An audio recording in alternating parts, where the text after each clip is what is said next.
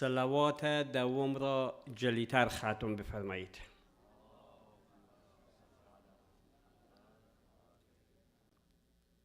بسم الله الرحمن الرحیم.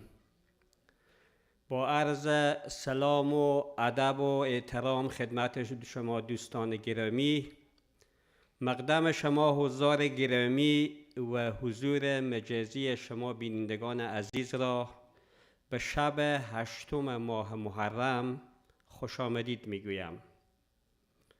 مثل همیشه می آغازیم این برنامه را با نام و یاد خدایی که ما را جسم و جان بخشیده است و آیات متبرکه وحی که توسط جوان گرامی آقای توفیق سخی قرائت می شود. اجماعاً صلوات.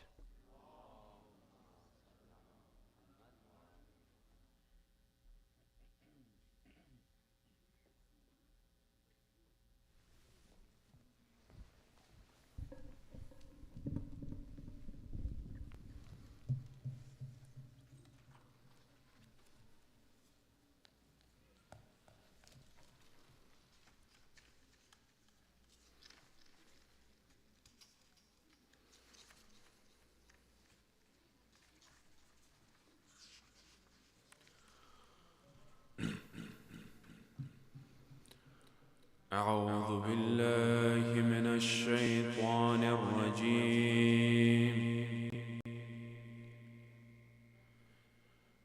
بسم الله الرحمن الرحيم.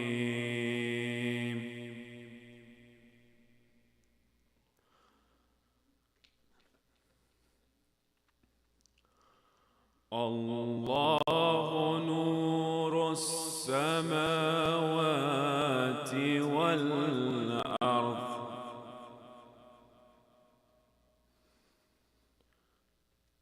مثل نوره كمشكاة فيها مصباح، المصباح في زجاجة،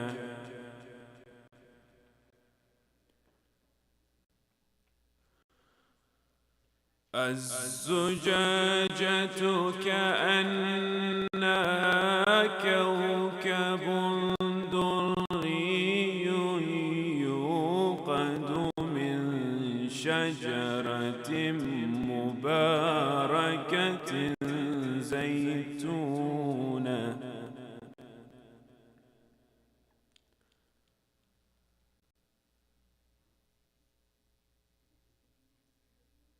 شجرة مباركة زيتونة لا شرقية ولا غربية،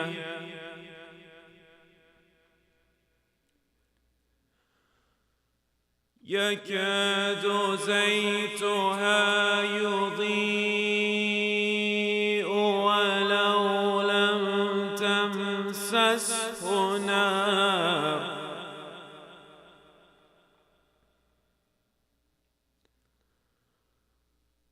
نور على نور،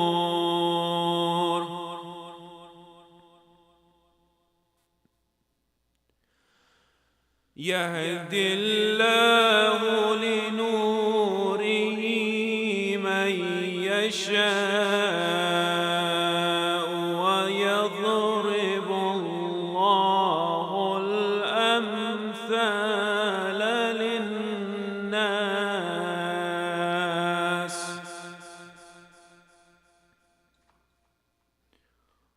والله بكل شيء عليم.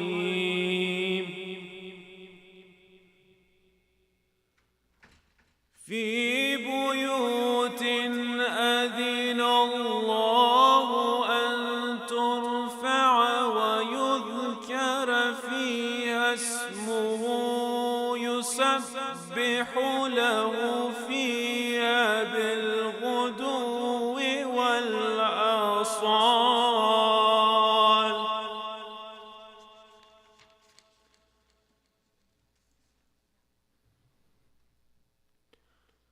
رجال لا تلهيهم تجارة ولا بيع عن ذكر الله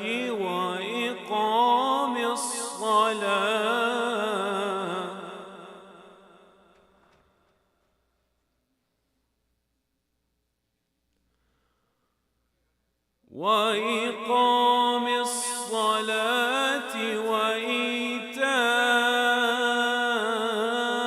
الزكاة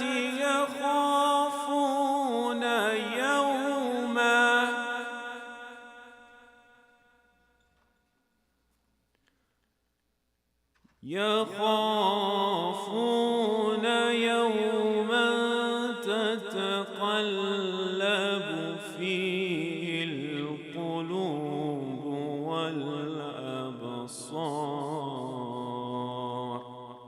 صدق الله العلي العظيم. اجمال صلوات.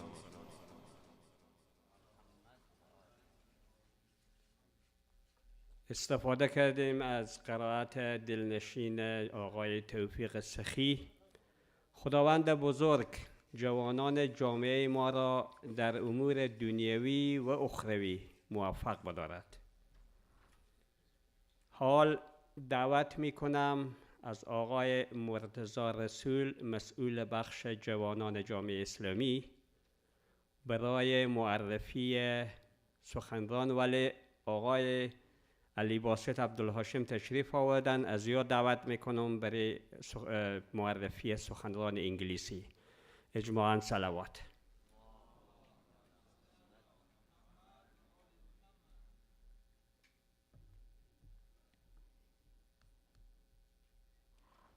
Assalamu alaikum, respected elders, scholars, brothers and sisters. Thank you for joining us and welcome to the 6th night of our Muharram 2022 programs on this 8th night of Muharram. Let's maximize our gains on these nights and make them nights of salawat. Allahumma salli ala Muhammad wa ali Muhammad. Akbar is heading to the battlefield. Hussein watches his beloved riding to his death. This is the worst any father could feel. He fears for his son with his every breath. Ibrahim didn't sacrifice his son after all, but come to Karbala and see Hussein's Ismail fall. Hussein rushes restlessly to his side. Beneath the dust and spears, he sees Rasulullah personified. Ya Ali, you lifted Khaybar's gate, but to lift a spear from your son's chest, you never had this faith. Salawat. Allahumma salli ala Muhammad. Today we're shaken by the news of an explosion at a Shia mosque in Kabul, which claimed many martyrs as they were commemorating the master of martyrs. We send our condolences to the families of the martyrs and pray for patience, strength, and justice for them, inshallah. May Allah raise them with Imam Hussein alayhi salam, and may we, inshallah, contribute to this by reciting Surah Fatiha.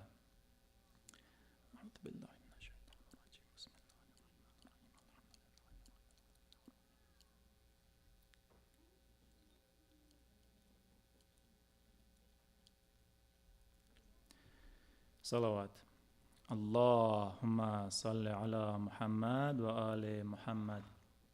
Before we get to tonight's lecture, we have a few notes and announcements. Please keep COVID in mind and stay home if you're sick or feeling symptoms. And for the duration that you are here present, we do ask that you wear face masks.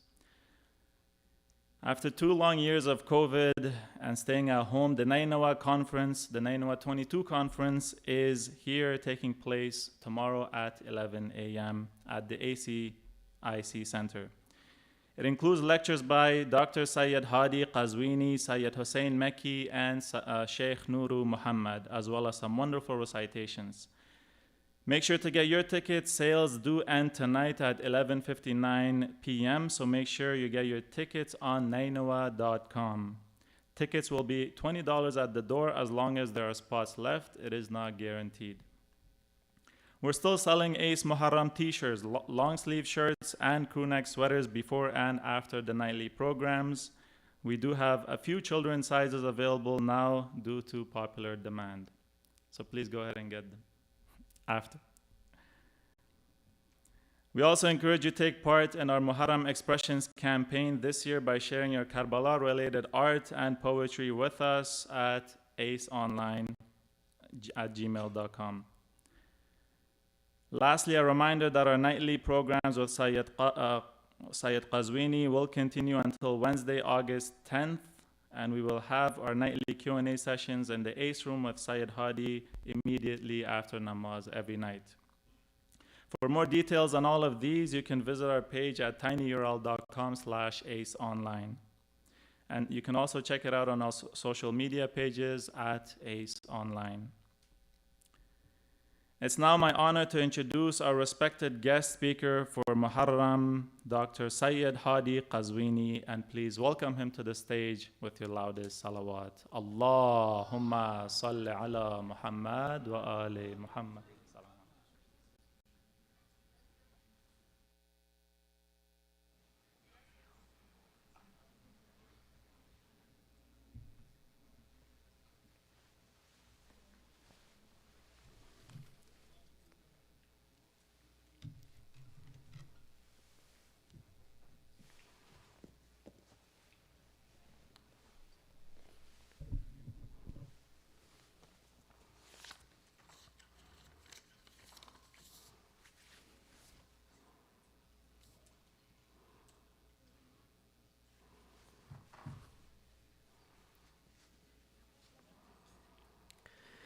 السلام عليكم ورحمة الله وبركاته.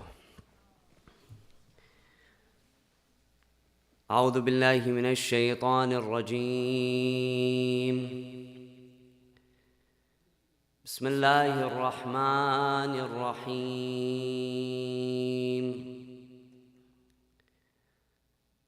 صلى الله وسلم عليك يا سيدي ويا مولاي يا رسول الله. صلى الله وسلم عليك يا سيدي ويا مولاي يا أبا عبد الله. يا غريب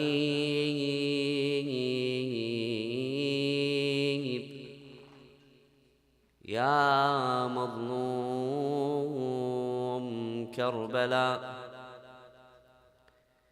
يا ليتنا كنا معكم سادتي فنفوز فوزا عظيما. قال الله تعالى في محكم كتابه الكريم: أعوذ بالله من الشيطان الرجيم. بسم الله الرحمن الرحيم.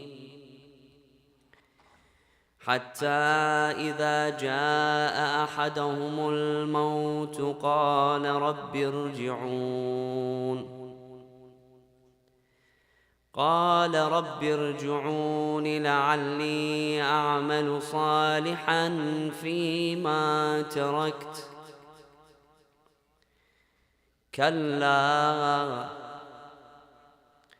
كلا إنها كلمة هو قائلها ومن ورائهم برزخ إلى يوم يبعثون. God states in the Holy Quran, Bismillah ar-Rahman ar-Rahim, when death comes to one of them, he says, My Lord, return me, that I may work righteousness with regard to that which I left behind. No, indeed, these are words that he speaks. and behind them is a barrier until the day they are resurrected. Amanna billah, sadaqallahu al-aliyyul azim. Let us begin by enlivening our hearts and minds in our gathering with the salutations upon the Holy Prophet and his purified progeny. Sallu ala Muhammadin wa ali Muhammad. Allahumma salli ala Muhammad. As human beings, it is quite astonishing and amazing that we disagree with one another on basically everything. There's not a single thing, almost not a single thing, that we agree upon. We disagree when it comes to our personal preferences, our tastes in food. Some people, they enjoy potatoes. Their spouses do not, like mine.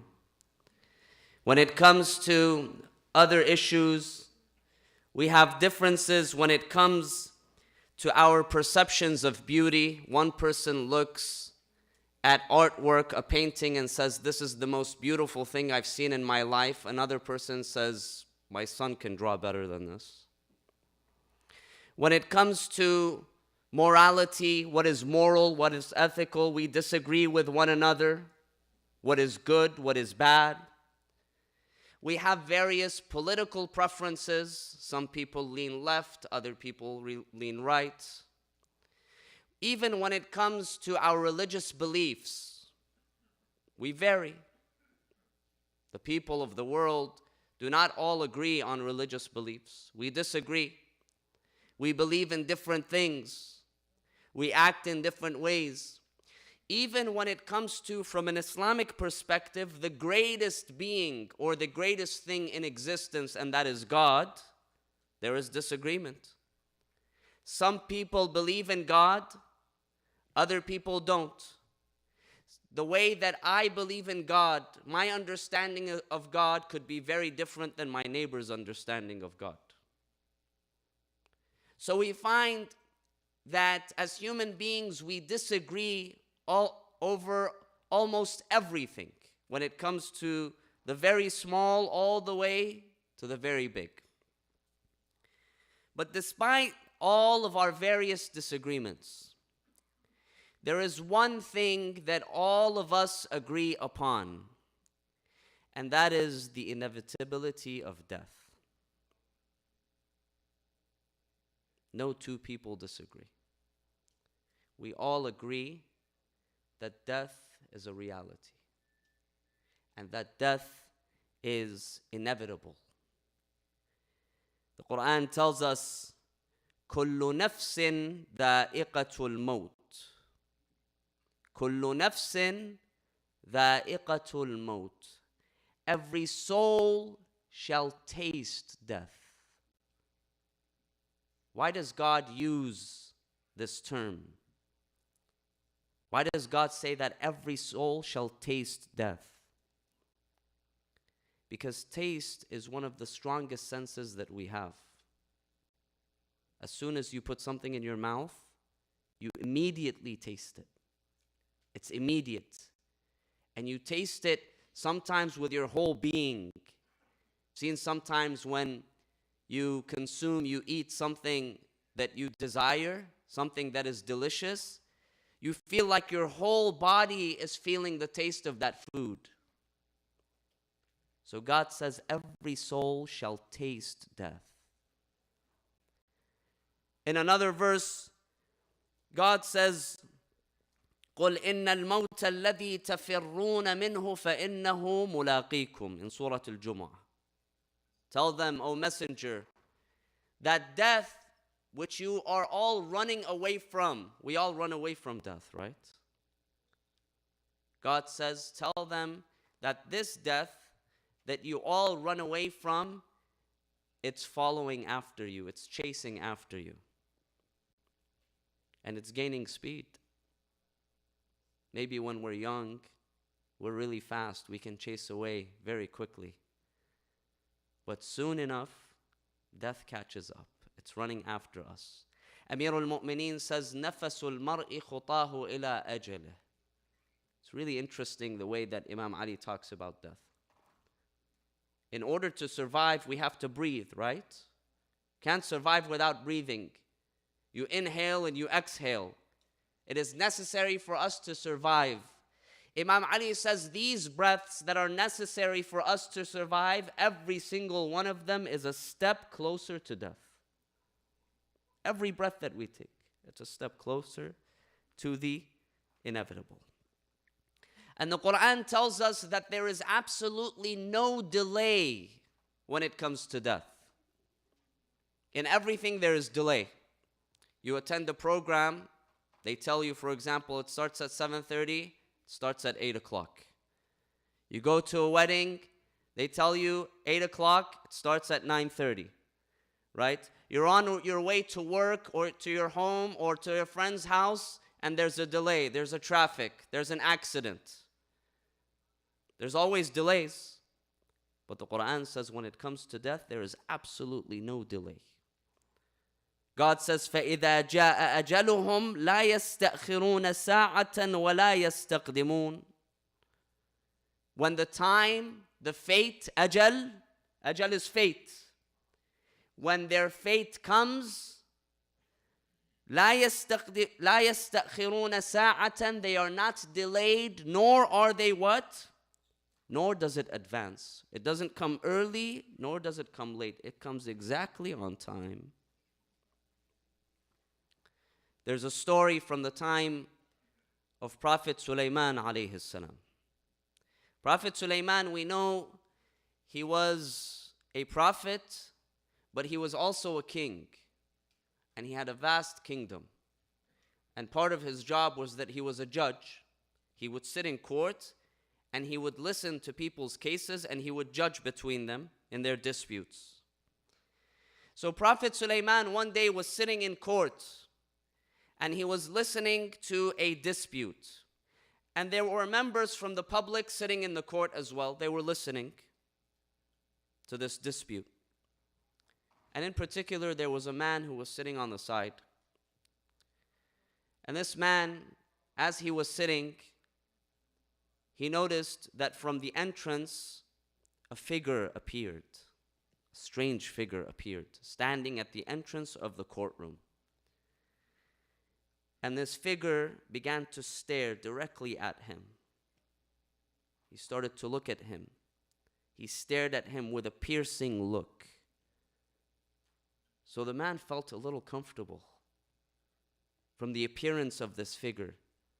Why is he staring at me? Why is he looking at me? The figure then turned around and left. The court session was over. The man approached Prophet Sulaiman alayhi salam. He told him, Ya Nabi Allah, O Prophet of God, while I was sitting in your court session, I noticed that a figure entered, stood at the entrance, and he was looking directly at me. He didn't look at anyone else. He just looked at me and he was staring at me.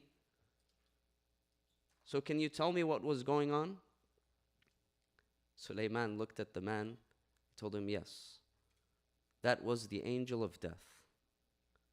The angel of death came in. So he said, that was the angel of death? He said, yes. He said, why was he looking at me? What does he have to do with me? Sulaiman told him, maybe he has some business with you. So the man told him, Ya Nabi Allah, please, I ask you for a favor. I want you to pray to God right now to remove me from this place. Let him send me somewhere far, far away. Let him send me far away. Let him send me all the way to India. Prophet Sulaiman was where? He was in Jerusalem. So it's a long distance. It's a long flight from Jerusalem to India. So Prophet Sulaiman raised his hands to the sky. He said, my Lord, send this man to India. And miraculously, the man left. A few days later, the tradition says that the angel of death visited Sulaiman alayhi salam again. Sulaiman, he asked him, told him, "O angel of death, let me ask you about something. A few days ago, during my court session, you appeared and you were staring at a man. So tell me what was going on. You stared for a little bit, then you turned around and you left. Explain to me what was going on."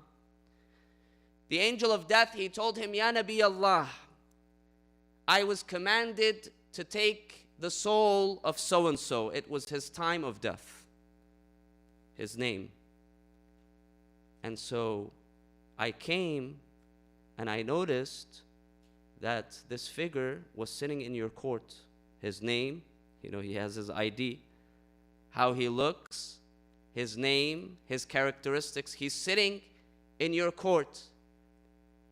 But my instructions were to take his life in India. But I noticed that he was sitting in your court. So I left."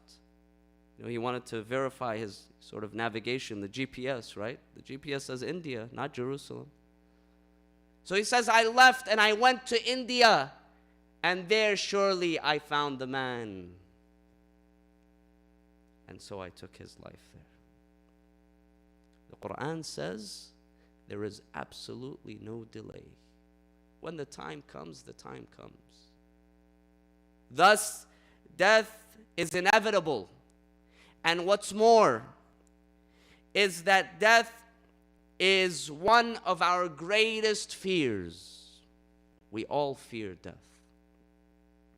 It's probably one of the greatest fears that we have. I remember reading a survey once about people's fears, what they are afraid of. And we fear many things. Some people fear snakes.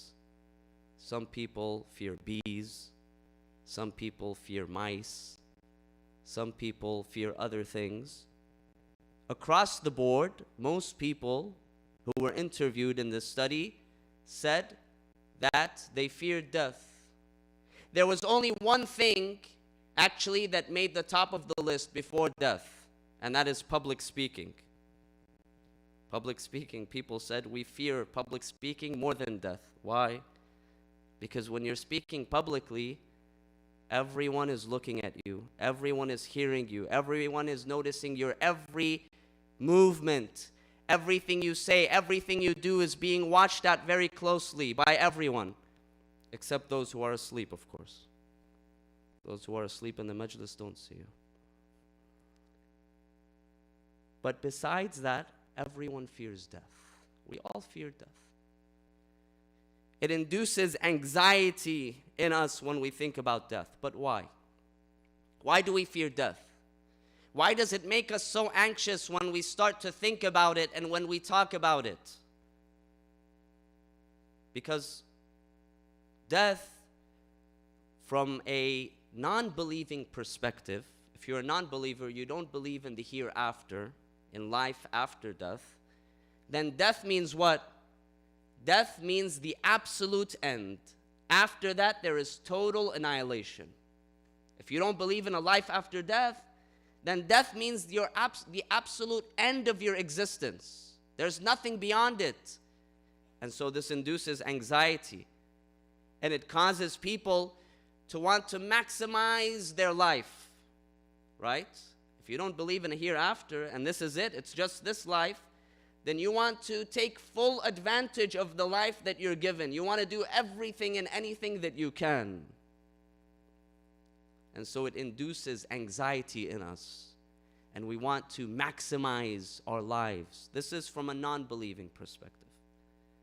But even from a believer's perspective, why is it that many of us as believers, as people of faith and iman, why does death induce anxiety and stress and fear in us? The reason is because we know that with death and the hereafter, life after death, there is accountability. There is question and answer. We move on to the hereafter, there is accountability. God is going to hold us accountable. God is going to question us about our time in this life.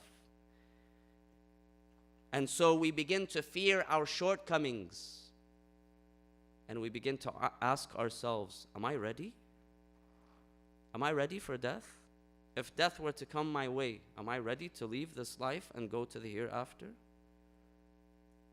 And so many of us, we fear death because we're not prepared. Because we feel that we are not ready to leave this life and move on to the hereafter and to the next life. Yet despite this fear and anxiety that is related to death, our traditions, they emphasize that we should always remember death. The Holy Prophet Muhammad sallallahu alayhi wa alihi wa sallam, he says, أكثروا من ذكر هادم اللذات. أكثروا من ذكر هادم اللذات.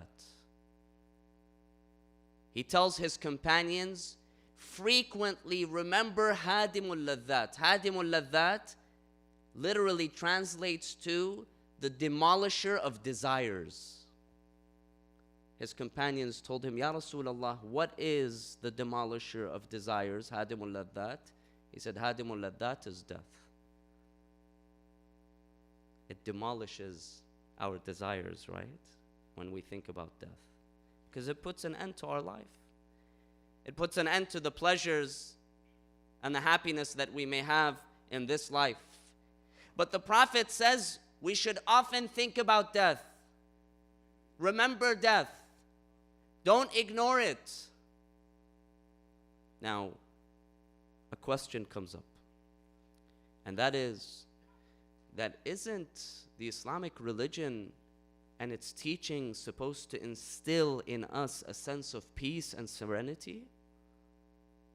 Isn't the Quran, the prophetic teachings, the acts of worship that we do, the dua, the supplication, the seeking forgiveness, isn't all of that supposed to make me at ease? Make my heart and mind at ease?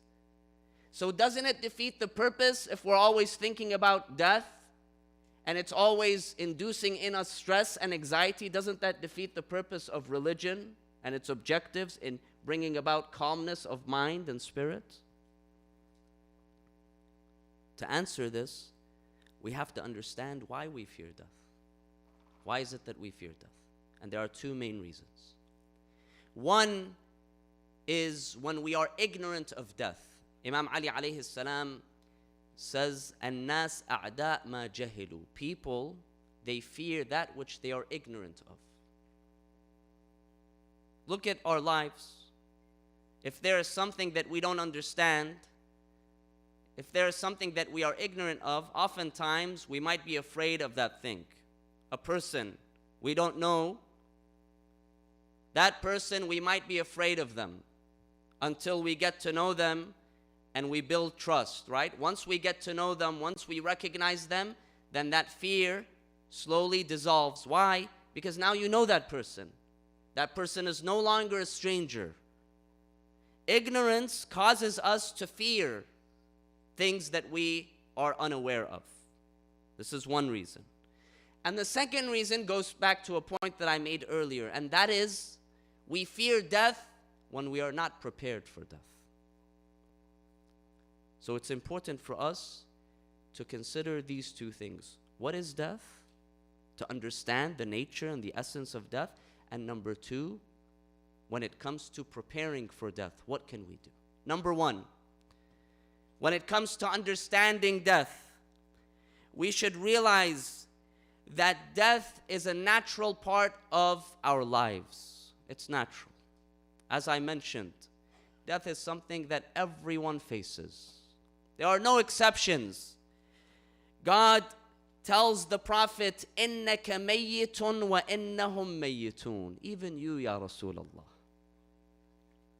The messenger of God, the greatest of creation, God tells him, one day you will pass along to the hereafter and everyone else will also die. إِنَّكَ مَيِّتٌ وَإِنَّهُمْ مَيِّتُونَ. In another verse, God says, وَمَا جَعَلْنَا لِبَشَرٍ مِّن قَبْلِكَ الْخُلْدِ. God tells the Prophet, and this is a lesson for us. God is speaking, addressing the Prophet. but the lesson is to those around the Prophet who will hear from him. God says that we never gave immortality to anyone who came before you. وَمَا جَعَلْنَا لِبَشَرٍ مِّن قَبْلِكَ الْخُلْدِ أَفَإِن مِتَّ فَهُمُ الْخَالِدُونَ, including you, Ya Rasulullah. If you die and those who came before you died, do those around you expect that they will live eternally? Even Prophet Jesus. From the Islamic perspective, we believe that Prophet Jesus, Isa alayhi salam, he did not die, he was not killed on the cross, that God raised him to the heavens. Even Jesus will descend once again, he will come back, and he will leave this world. He will die and he will pass on to the hereafter.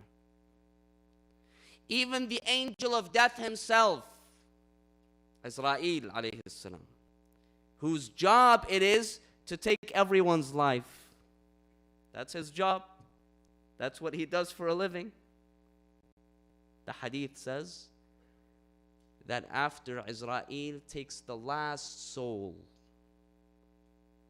imagine, a time will come where everyone who is alive leaves this world.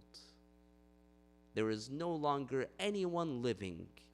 That last person who Israel takes his soul, the tradition says afterwards, the angel of death, he comes and he stands before God.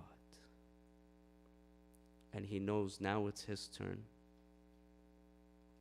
How many billions of souls has he taken? Now it's his turn. And at that point, God takes the soul of the angel of death.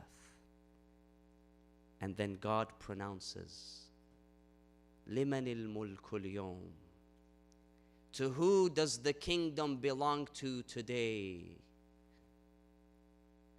Where are the kings and where are the queens? Where are the empires and where are the nations and where are the armies and where are the resources? And where are the billionaires and the millionaires? Where are the successful people in the world? God says, to who does the kingdom belong to today? لِمَنِ الْمُلْكُ الْيَوْمِ. And then God answers this question. He says, لِلَّهِ الْوَاحِدِ الْقَهَّارِ. It belongs only to God the Almighty. Death is natural. It's a natural part of our lives. We will all experience it sooner or later. But we have to understand that death is a station in our journeys. It is a transition point. This is how we should understand death. It's a transition point. And afterwards, we transition through death from this life to the permanent life. To the permanent life. God considers the hereafter, وَإِنَّ الدَّارَ الْآخِرَةَ لَهِيَ الْحَيَوَانِ. The hereafter is the real, is the permanent life. This is not the real life. This is not the permanent life. This is a temporary time for us. The real life, the real abode, the permanent abode is the hereafter. So death is a transition point. You've seen sometimes when you travel, if you travel, if you take a transatlantic flight, if you're going, for instance, to the Middle East or East Asia, oftentimes you'll have to stop somewhere and make a connection, right? You connect at a particular point. Sometimes the connection is 1 hour. Sometimes it's 2 hours. Sometimes it's 5 hours. Sometimes it's 24 hours, more or less. You don't stay in that transition point forever, right? It's a transition point. Even if you stay, even if your transit is for a long time, even if you stay for a while. Have you seen that film with Tom Hanks, The Terminal? Seen the film, The Terminal, where Tom Hanks gets stuck in the terminal in New York, and he basically lives there for a while? Even Tom Hanks in the terminal, he ends up leaving the terminal, right? Sorry if I messed up the plot for you. Even he ends up leaving. It's a transition point. It's a transit point. Death is a transit point from this life to the hereafter, from the temporary life to the permanent life and the permanent abode. And we should understand death as a journey. It is a journey back to our Lord. This is why we say, Inna lillahi wa inna ilayhi raji'un. Oftentimes we use this phrase in the context of death. If we hear about someone who has passed away, someone who has died, this is oftentimes the context in which we say, Inna lillahi wa inna ilayhi raji'un. Reminding us that our origin is from God, we came from God into this world, and to God we will return. Our destination is also God. So we understand that death is a journey back to our Lord. And this helps us with the second issue, and that is preparedness for death. If we understand death to be a journey, then just like any other journey we take, it requires preparation. When you decide that you want to travel, you want to go on a journey, there are two important things that you need to decide. Number one, you decide, where am I going? Right? We don't usually just go to the airport and buy the first ticket to wherever. That only happens in movies, right? We plan ahead of time. We decide, where do I want to go? Where do I want to visit? Once we make that decision, where I want to visit, the second decision that we have to make is, what am I going to take with me? Am I going somewhere warm? Am I going somewhere cold? Am I going in the north, in the south? Am I going for a short period? Am I going for a long period? Making that decision helps me then prepare what I'm going to take with me. If you're going somewhere warm, you're not going to take a jacket or a coat with you, right? You're not going to take boots with you. Does it make sense? If you're going somewhere cold, you're not going to go in slippers and a sandal. You're going to prepare based on where it is that you are going. Likewise, when it comes to our journey to the hereafter, we have to make these two decisions. Where am I going, and what am I going to take with me? And it's up to us to decide. It's up to us to decide, where do I want to go? There's two main destinations in the hereafter. It's not a hard choice. Two main destinations, but I decide which destination do I want to go. I remember reading a story of a man who was an architect and a home builder. He spent his life, decades, building homes, building various homes. And so he had reached, old age, and he decided that he wanted to retire from work. He had promised his lovely wife that he would retire, and together they would go and they would travel the world and see the world. So he had made the decision to retire. So he went to his boss, told him, listen, boss, I'm ready to retire. I've been working for decades, and I'm tired of working. I want to go and I want to travel the world, see the world. I'm done working. So his boss thanked him. He told him, I appreciate your decades of work. You've done a great job. You've been a pleasure to work with. But before you retire, before you go, I just have one final favor to ask of you. Just one final project. He told him, yeah, what is it? He said, I just want you to build me one more home. The man was kind of reluctant. He was ready to go home quickly, pack his bags, and go and travel the world. So he was reluctant, but because he worked with this boss for a long time, he said, okay, I'll do this final project. So he set off on building this final project, a home. But because his mind was elsewhere, he was thinking of the Maldives, and he was thinking of the Bahamas and everywhere else. He didn't put the time and the effort that he would have done otherwise on any one of his other projects. He wanted to get the project done very quickly so he can move on. So he used whatever resources he had at his disposal. He brought a team quickly together and they just put the house together.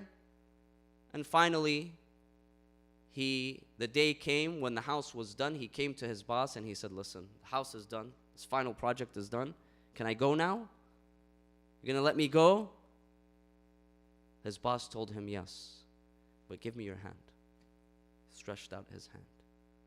Boss took a pair of keys and he put them in his hand and he told him, this final project that you built, this is a gift, a retirement gift from me to you. Now, had this architect known before that this would have been his home, he probably would have taken his time. He probably would have built something really nice. The decision is ours, brothers and sisters. Where do I want to go? And what do I want to build for myself where I go? The Prophet Muhammad sallallahu alayhi wa alihi wa sallam, Allahumma salli ala. He says, "Ad-dunya mazra'atul akhirah." Very beautiful. He says, this life is a plantation for the next life. It's like a piece of farm.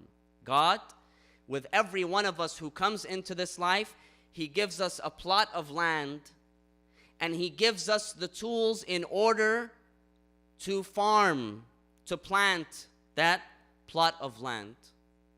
It's up to us to decide how much effort we want to put. Sometimes there are some farmers who get up early in the morning. They get up even before the sun rises and they quickly get to work. And they work hard all day until the end of the day. And on the other hand, there are some farmers who make sure that they sleep in every morning. They take their time when they get up. They slowly prepare their brunch.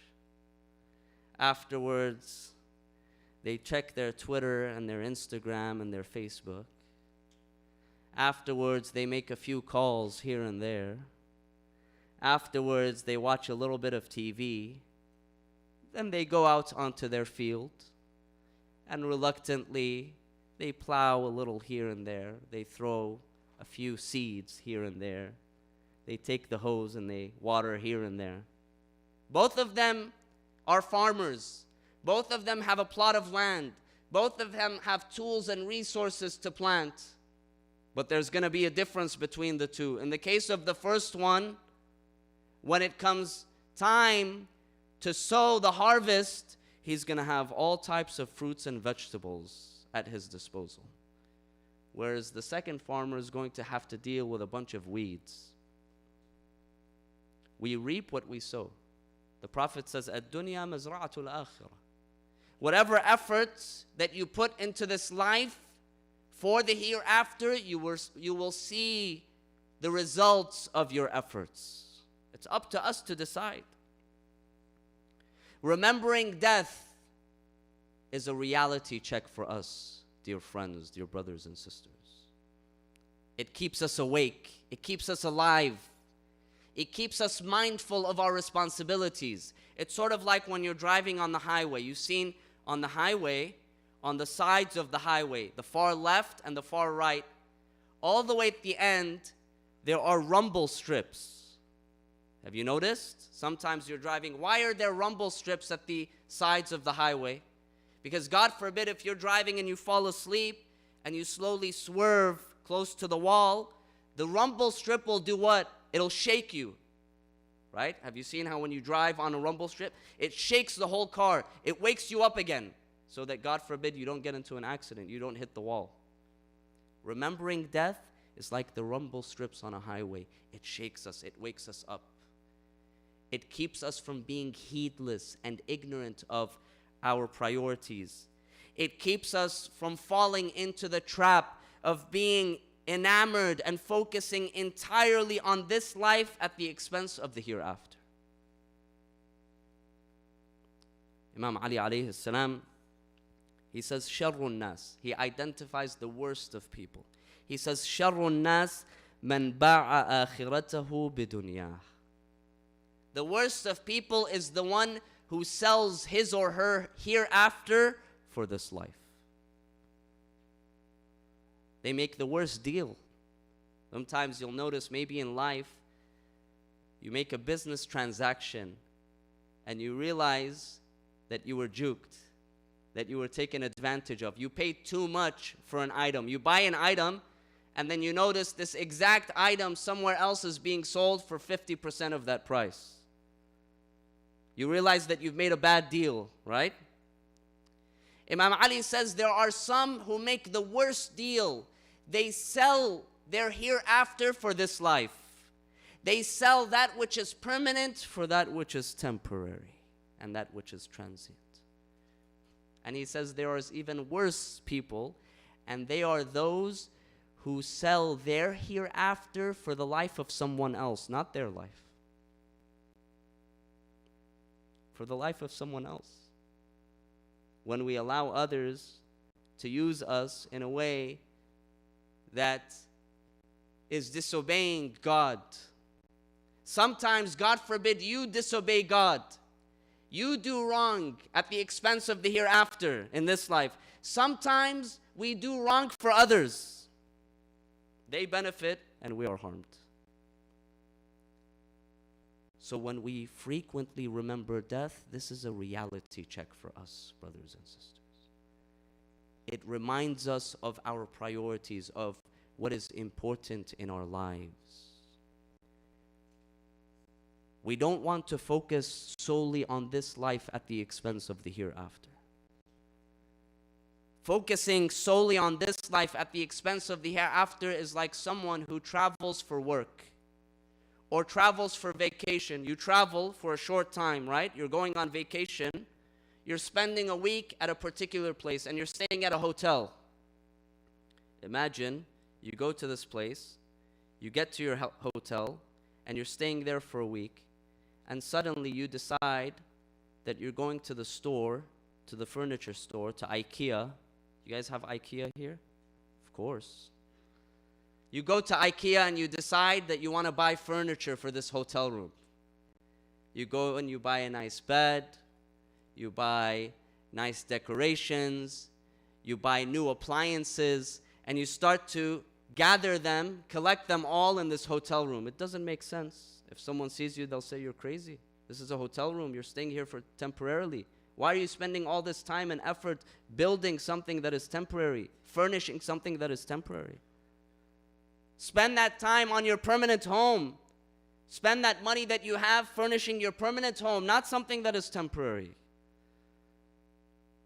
Similarly, we have to realize that we have a responsibility to work towards furnishing our permanent homes in the hereafter. That doesn't mean that we should not work for this life. The hadith says, اعمل لدنياك كأنك تعيش أبدا. Work for this life as though you are guaranteed to live forever. If you're guaranteed to live forever, you're going to take care of yourself in this life, right? You're going to make lots of investments. But the hadith also says, وَعْمَلْ لِآخِرَتِكَ كَأَنَّكَ تَمُوتُ غَدًا. But work for your hereafter as though you will die tomorrow, as though today is your last day. Take advantage of this life, work for this life, but don't forget the hereafter. Don't forget to build your permanent home, your permanent abode. Today we live in a world of investments. People engage in short-term investments, in long-term investments. We have to be able to invest in this life and, more importantly, to invest in the hereafter. We know that at the time of death, usually one of the questions that people ask is, what did so-and-so leave behind? Right? The heirs, they mourn for our death, but then afterwards they say, what did my parents leave behind for me? What's my share of the inheritance? Or we ask about others. What did they leave behind for their nephews and their nieces and their children and their grandchildren? This is the question that we ask.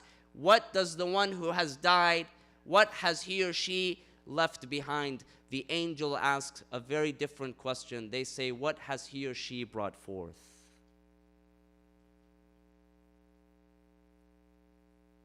What have we brought forth? This is why the Quran, it emphasizes on preparing for the hereafter. The traditions, they emphasize on preparing for the hereafter.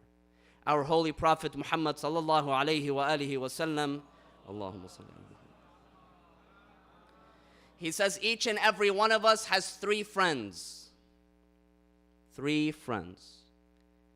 And their level of loyalty differs. They're not all the same when it comes to their loyalty to us. He says one friend, their loyalty is with you during your life. They take care of you every single day that you are alive. And they stay with you and they're there for you and they come to your assistance and your aid. And they continue to do so all the way until you take your final breath. At that moment, their loyalty ends. The Prophet says, this first friend is your wealth and your possessions. When I have money in my account, when I have my credit card, when I have my investments, when I have my properties, they take care of me. I spend left and right. I need to buy something, my money is at my disposal. I use my money and I buy whatever it is that I want. But the loyalty of my wealth remains until my final moment. As soon as I take that last breath, khalas, I have no control over my wealth anymore. It can't help me anymore. It doesn't help me. It might help me with securing a grave for me. It might help me with securing my kafan, my shroud. But otherwise, it doesn't help me anymore. It goes to others. It's under the control of others. Its loyalty ends with my death. The Prophet says that the second friend has a little bit more loyalty. They stay with you and they take care of you during your life. And after your death, they take care of you all the way until you are buried. And that is your family and friends. We pass away, our family, our friends, they mourn for us, they cry for us. They wash our bodies, they shroud us, they prepare our burial, they participate in our burial, they pray over our bodies, they carry our janazah, and then they place us into the dirt, and they put the dirt on top of us. And some of them might stick around for a little bit and they recite Quran, they recite Surah Yasin. They might remember us every once in a while. But afterwards, after my burial is done, everyone goes home.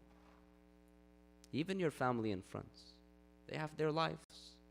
They have to get on with their lives. So they go. This is the second friend. Their loyalty is a step above that of the first. Then there is the third friend. The Prophet says this friend stays with you throughout your life and after your death and stays with you in your grave and all the way until you are resurrected and stands with you until your final judgment. And this is our deeds, our actions, the good and the bad. They stay with us. They stay with us even after our death. The traditions tell us it is our prayers and our kind acts and our charity that brings us comfort when we are in our graves.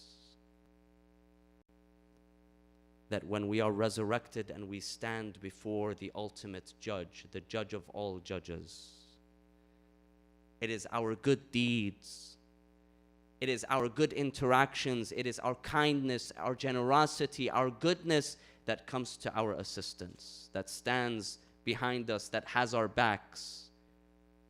My prayers and my good acts and my dua and my Quranic recitation and my charity, it continues holding my hand all the way until I arrive at the gates of paradise.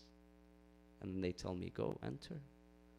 Udkhuluha bisalam, enter it in peace. And the same goes for my wrong acts.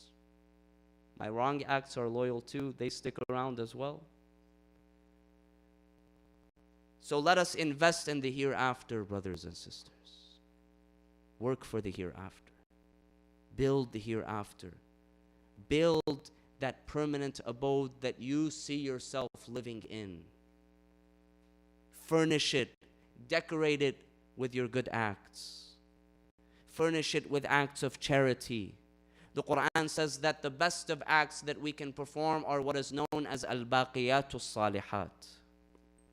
Those things that outlive us. We live here for several decades, we're gone, but there are some acts, good acts that we can do that will outlive us. They will live for generations and generations and generations after we are long gone. We can build a legacy for ourselves through the acts that we do. Think long term. How can I contribute to my society in a way that will help not just those who are immediately around me, but generations to come?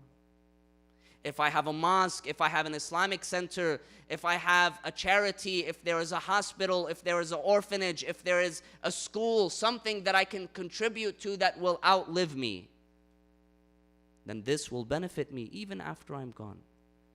God continues to reward me for this long-term investment.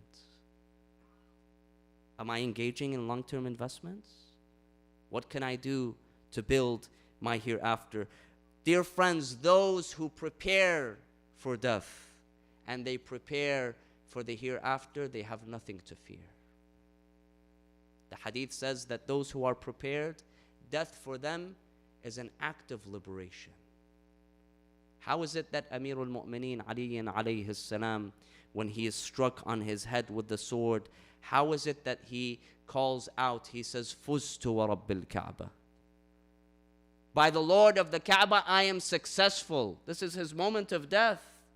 But why does he call out and say, I am successful? Because he was prepared. He was prepared for this moment. He had prepared for his hereafter.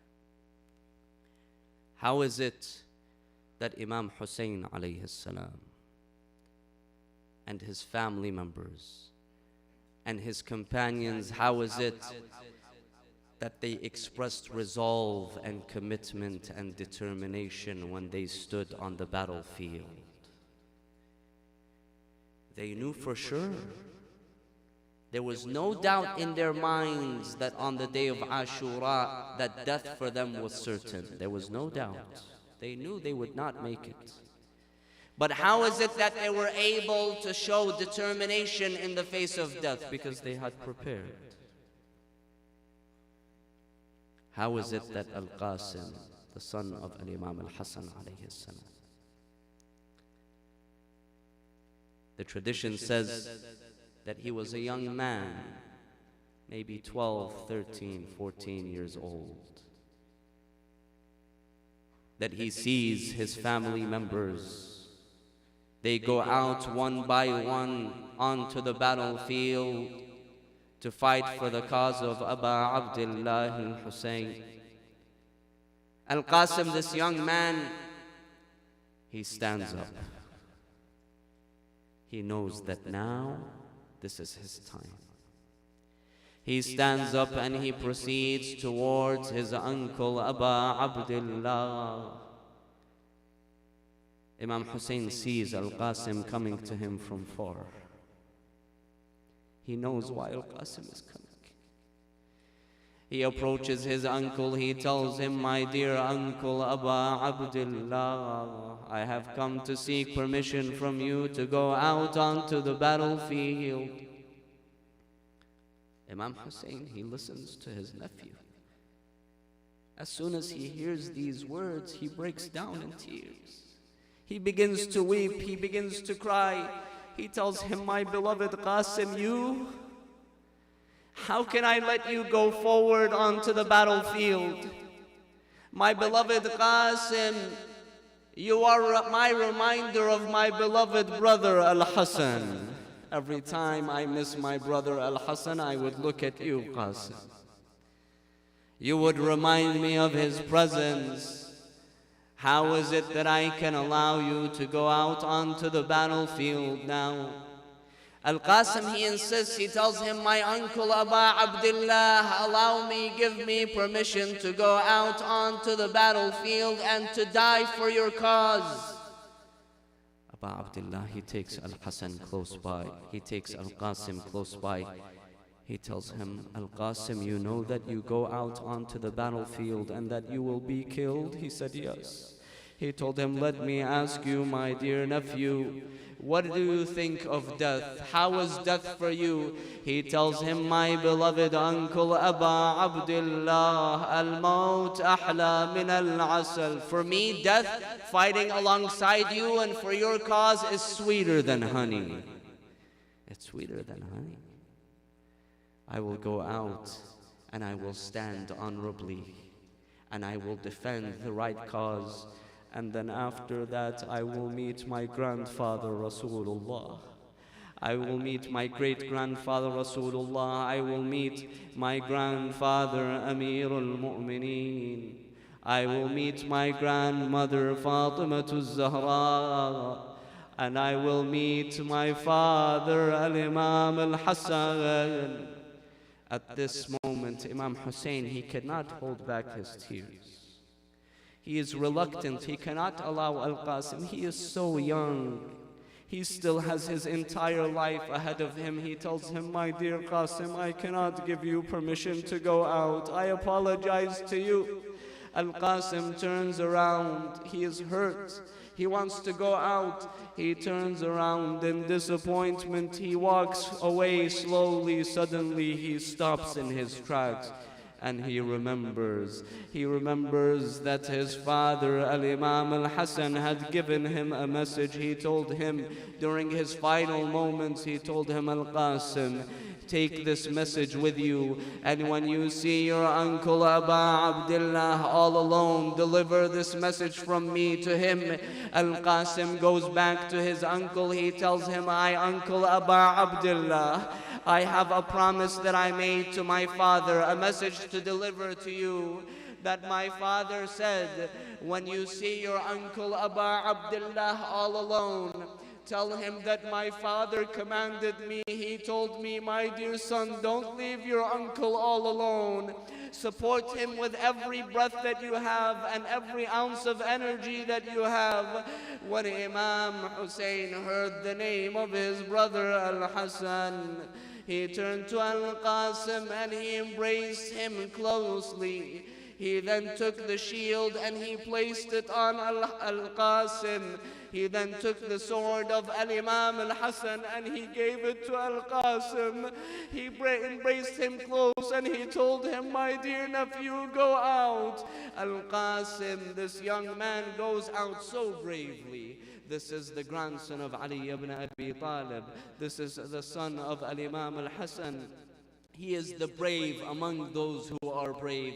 He goes out so bravely carrying his sword and he begins to fight with the enemies one by one. The tradition says that as he was fighting the enemies, suddenly one of his sandals, it snapped.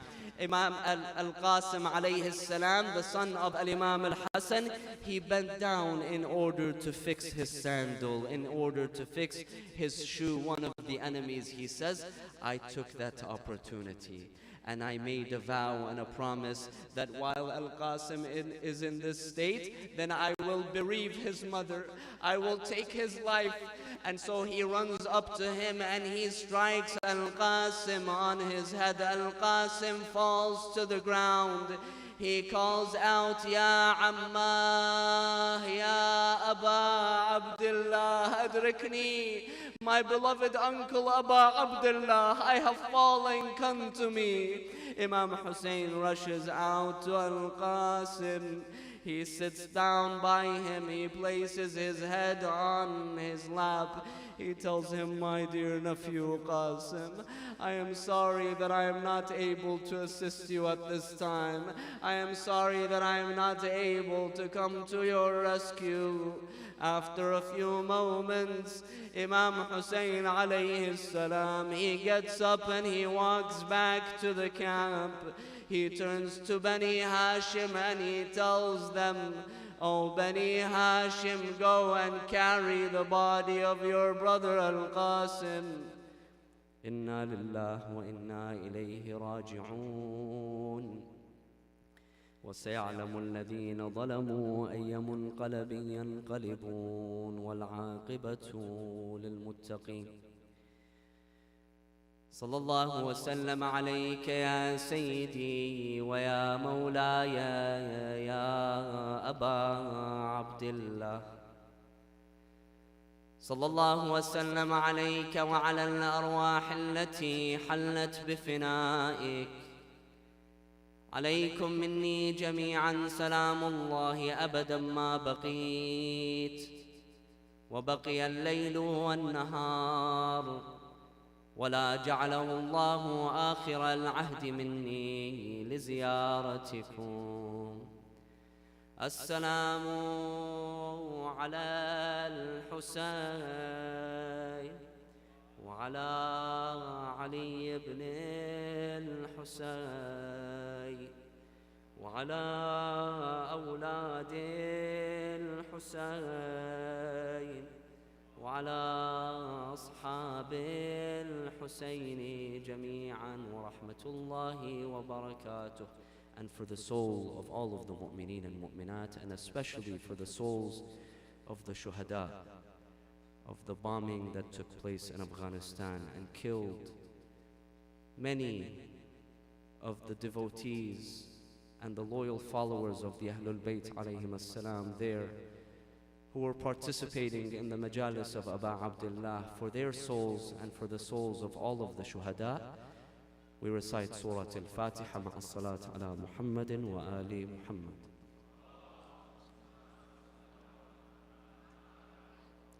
بسم الله الرحمن الرحيم الحمد لله رب العالمين الرحمن الرحيم مالك يوم الدين إياك نعبد وإياك نستعين صراط الذين أنعمت عليهم.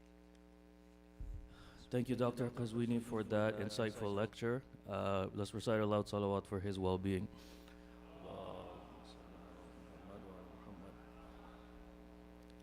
Just one quick note or request. Those of you who are able to stay about a few minutes after the program, about 5-10 minutes after the program, we're going to be setting up for the Nainawa conference, which is taking place here tomorrow. So if you're able to help us carry chairs and things like that, about 10 minutes after the program's done, just meet us here in the main hall. Thank you. We'll get ready for namaz now.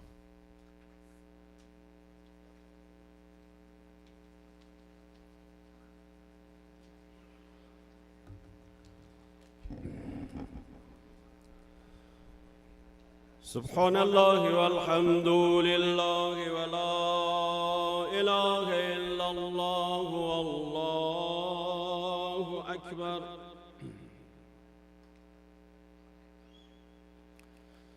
الله أكبر الله أكبر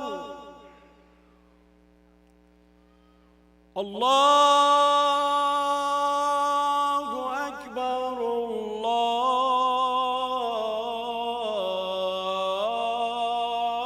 الله أكبر. أشهد أن لا إله إلا الله.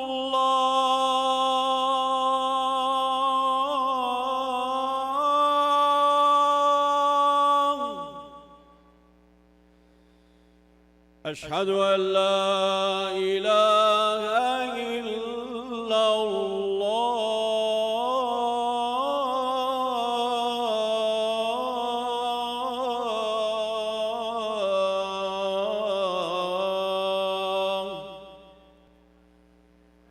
أشهد أن محمدًا رسول الله.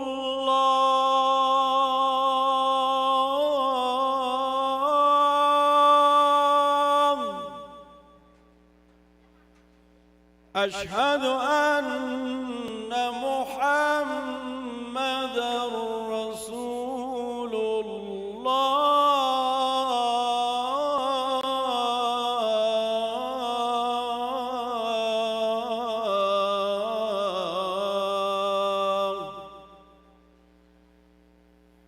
أشهد أن عليًا ولي الله.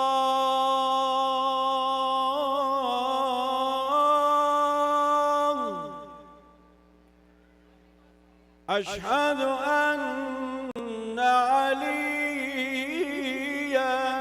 حجة الله.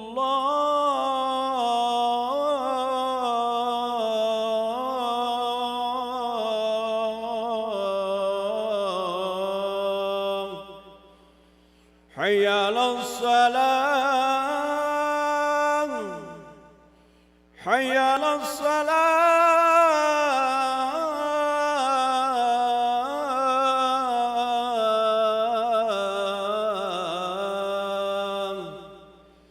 حي على الفلاح، حي على الفلاح،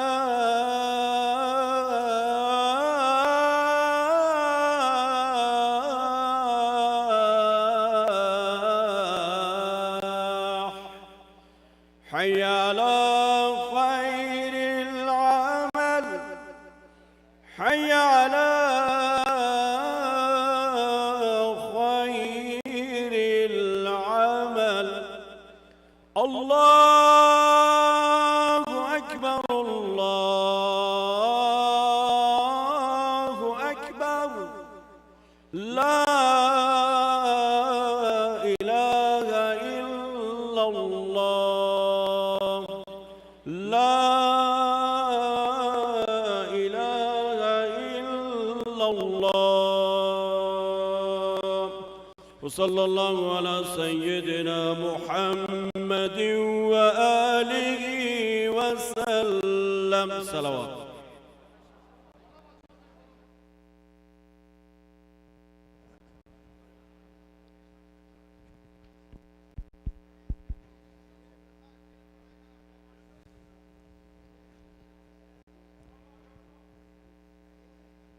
الله أكبر، الله أكبر. أشهد أن لا إله إلا الله، أشهد أن لا إله إلا الله، أشهد أن محمدا رسول الله صلى الله عليه وآله وسلم.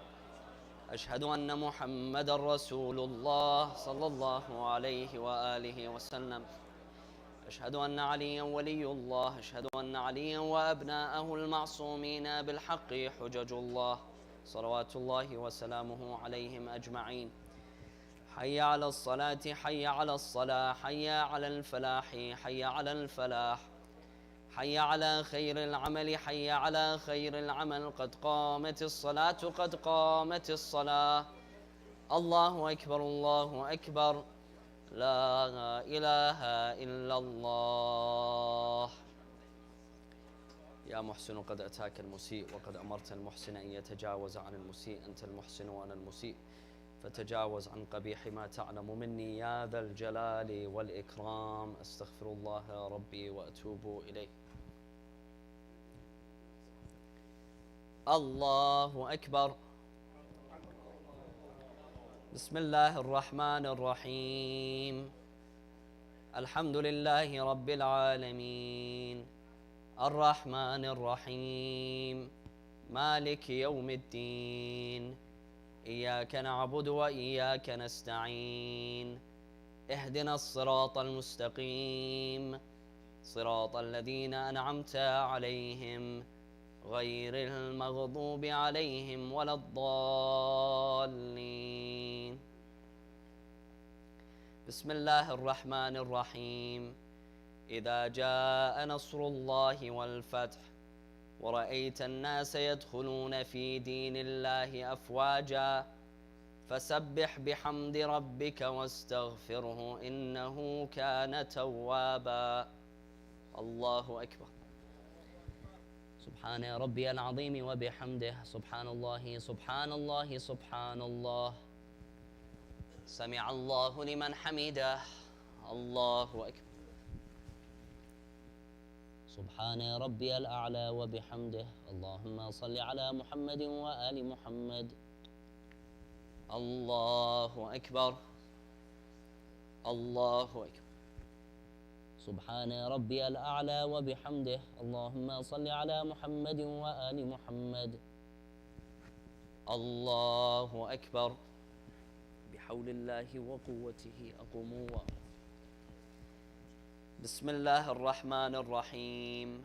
الحمد لله رب العالمين الرحمن الرحيم مالك يوم الدين إياك نعبد وإياك نستعين اهدنا الصراط المستقيم صراط الذين أنعمت عليهم غير المغضوب عليهم ولا الضالين. بسم الله الرحمن الرحيم. قل هو الله أحد الله الصمد لم يلد ولم يولد ولم يكن له كفوا أحد. الله أكبر. اللهم صل على محمد وآل محمد. رب اغفر لي ولوالدي وارحمهما كما ربياني صغيرا واجزهما بالإحسان إحسانا وبالسيئات غفرانا. الله أكبر. سبحان ربي العظيم وبحمده. سبحان الله سبحان الله سبحان الله. سمع الله لمن حمده. الله أكبر. سبحان ربي الأعلى وبحمده. اللهم صل على محمد وآل محمد. الله أكبر. الله أكبر. سبحان ربي الأعلى وبحمده. اللهم صل على محمد وآل محمد. الله أكبر. الحمد لله. أشهد أن لا إله إلا الله وحده لا شريك له وأشهد أن محمدًا عبده ورسوله. اللهم صل على محمد وآل محمد وتقبل شفاعته وارفع درجته بحول الله وقوته. أقوم الله. سبحان الله والحمد لله ولا إله إلا الله والله أكبر. سبحان الله والحمد لله ولا إله إلا الله والله أكبر. سبحان الله والحمد لله ولا إله إلا الله والله أكبر. الله أكبر. سبحان ربي العظيم وبحمده. سبحان الله سبحان الله سبحان الله. سمع الله لمن حمده. الله أكبر. سبحان ربي الأعلى وبحمده. اللهم صل على محمد وآل محمد. الله أكبر. الله أكبر. سبحان ربي الأعلى وبحمده. اللهم صل على محمد وآل محمد. يا ولي العافية نسألك العافية عافية الدين والدنيا والآخرة بمحمد وعترته الطاهرة. الله أكبر. بسم الله وبالله والحمد لله وخير الأسماء لله. أشهد أن لا إله إلا الله وحده لا شريك له وأشهد أن محمدًا عبده ورسوله. اللهم صل على محمد وآل محمد. السلام عليك أيها النبي ورحمة الله وبركاته. السلام علينا وعلى عباد الله الصالحين. السلام عليكم ورحمة الله وبركاته. الله أكبر. الله أكبر. الله أكبر.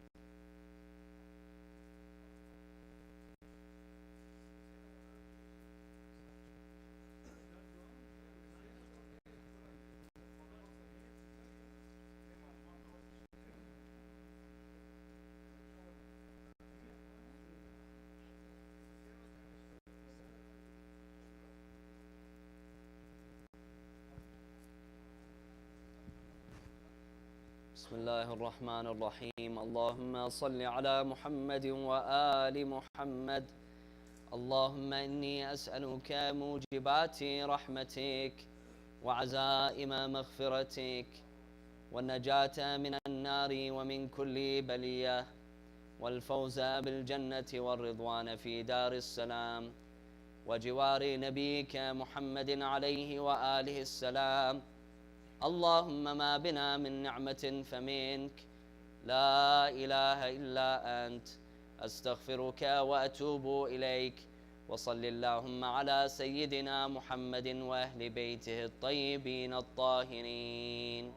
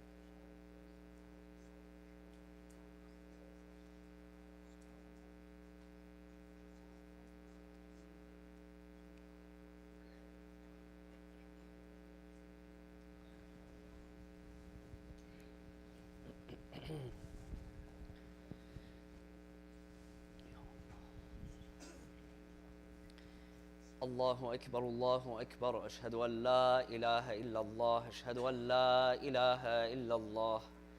أشهد أن محمد رسول الله صلى الله عليه وآله وسلم.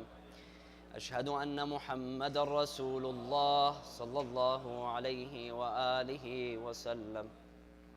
أشهد أن عليا ولي الله. أشهد أن عليا وأبناءه المعصومين بالحق حجج الله صلوات الله وسلامه عليهم أجمعين.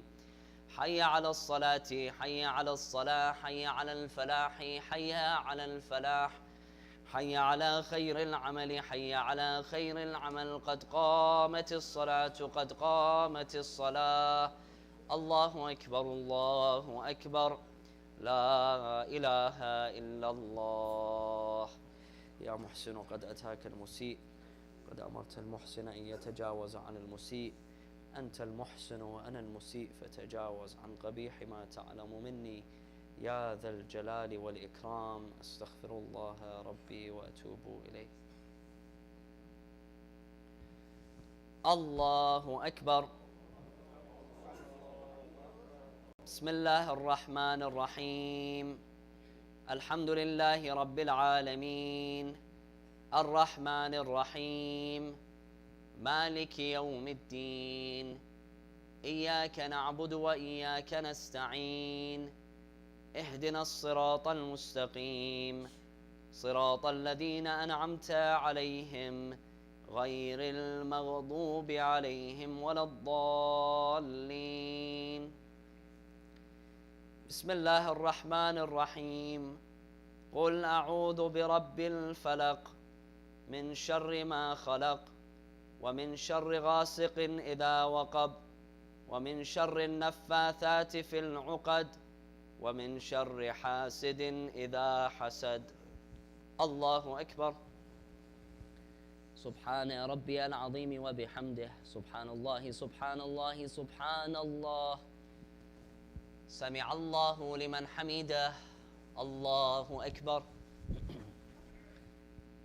سبحان ربي الأعلى وبحمده. اللهم صل على محمد وآل محمد. الله أكبر. الله أكبر. سبحان ربي الأعلى وبحمده. اللهم صل على محمد وآل محمد. الله أكبر. بحول الله وقوته أقوم وأقوم. بسم الله الرحمن الرحيم.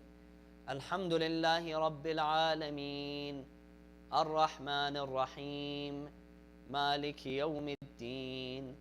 إياك نعبد وإياك نستعين. اهدنا الصراط المستقيم، صراط الذين أنعمت عليهم غير المغضوب عليهم ولا الضالين. بسم الله الرحمن الرحيم.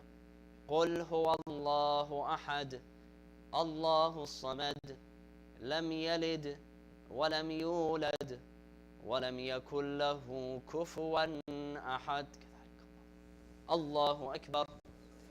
اللهم صل على محمد وآل محمد وعجل فرجهم وارحمنا بهم.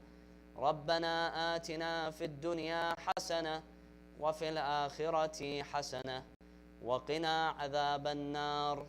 الله أكبر. سبحان ربي العظيم وبحمده. سبحان الله سبحان الله سبحان الله. سمع الله لمن حمده. الله أكبر. سبحان ربي الأعلى وبحمده. اللهم صل على محمد وآل محمد. الله أكبر. الله أكبر. سبحان ربي الأعلى وبحمده. اللهم صل على محمد وآل محمد. الله أكبر. الحمد لله. أشهد أن لا إله إلا الله وحده لا شريك له، وأشهد أن محمدا عبده ورسوله. اللهم صل على محمد وآل محمد وتقبل شفاعته وارفع درجته بحول الله وقوته. قم. سبحان الله والحمد لله ولا إله إلا الله والله أكبر. سبحان الله والحمد لله ولا إله إلا الله والله أكبر. سبحان الله والحمد لله ولا إله إلا الله والله أكبر. الله أكبر. سبحان ربي العظيم وبحمده. سبحان الله سبحان الله سبحان الله. سمع الله لمن حمده. الله أكبر.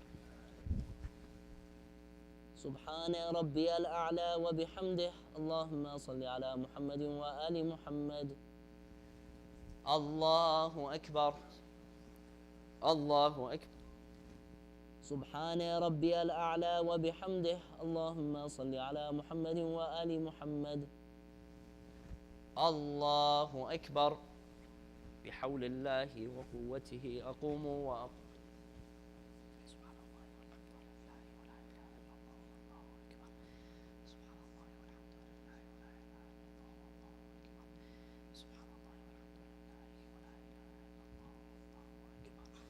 الله أكبر. سبحان ربي العظيم وبحمده. سبحان الله سبحان الله سبحان الله. سمع الله لمن حمده. الله أكبر. سبحان ربي الأعلى وبحمده. اللهم صل على محمد وآل محمد. الله أكبر. الله أكبر. سبحان ربي الأعلى وبحمده. اللهم صل على محمد وآل محمد. يا لطيف ارحم عبدك الضعيف. الله أكبر. بسم الله وبالله والحمد لله وخير الأسماء لله. أشهد أن لا إله إلا الله وحده لا شريك له، وأشهد أن محمدًا عبده ورسوله. اللهم صل على محمد وآل محمد. السلام عليك أيها النبي ورحمة الله وبركاته. السلام علينا وعلى عباد الله الصالحين. السلام عليكم ورحمة الله وبركاته. الله أكبر الله أكبر الله أكبر.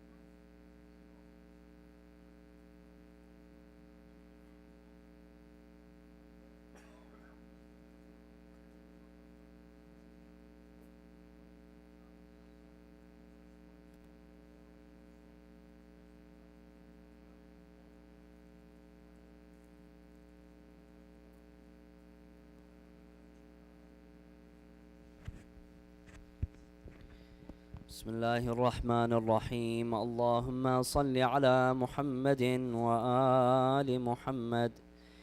اللهم إنه ليس لي علم بموضع رزقي، وإنما أطلبه بخطرات تخطر على قلبي، فأجول في طلبه البلدان، فأنا فيما أنا طالب كالحيران، لا أدري أفي سهل هو أم في جبل، أم في أرض أم في سماء، أم في بر أم في بحر، وعلى يدي من ومن قبل من. وقد علمت أن علمه عندك وأسبابه بيدك، وأنت الذي تقسمه بلطفك وتسببه برحمتك. اللهم فصل على محمد وآله، واجعل يا ربي رزقك لي واسعا، ومطلبه سهلا، ومأخذه قريبا، ولا تعنني بطلب ما لم تقدر لي فيه رزقا، فإنك غني عن عذابي، وأنا فقير إلى رحمتك. فصل على محمد وآله، وجد على عبدك بفضلك، إنك ذو فضل عظيم. وصل اللهم على سيدنا محمد وأهل بيته الطيبين الطاهرين.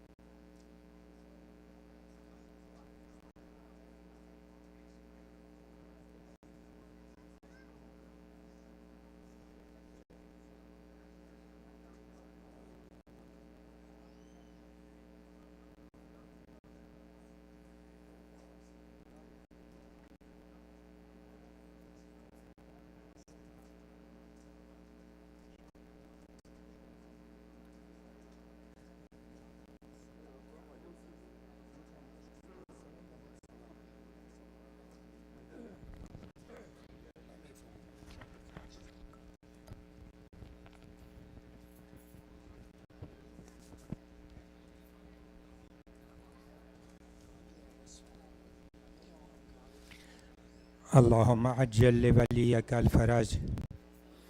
السلام عليك يا رسول الله، السلام عليك يا نبي الله، السلام عليك يا أمير المؤمنين، السلام عليك يا خديجة الكبرى، السلام عليك يا فاطمة الزهراء، السلام عليك الحسن والحسين، وعلى علي بن الحسين، ومحمد بن علي، وجعفر بن محمد، وموسى بن جعفر، وعلي بن موسى، ومحمد بن علي، وعلي بن محمد، والحسن بن علي، والحجة الله أبا صالح.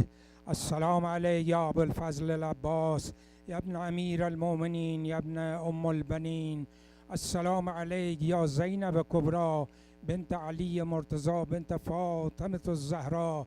السلام عليكم جميعا ورحمة الله وبركاته.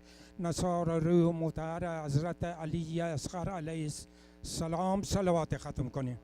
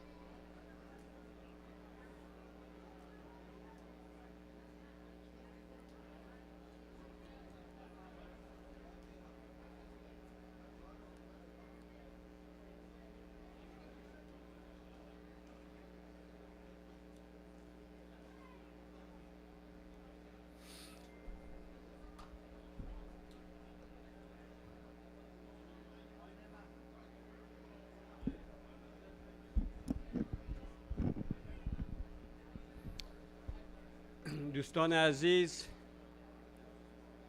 لطفاً به جایگاه خود تشریف ببرید که تا لحظات بعد برنامه ما آغاز خواهد شد.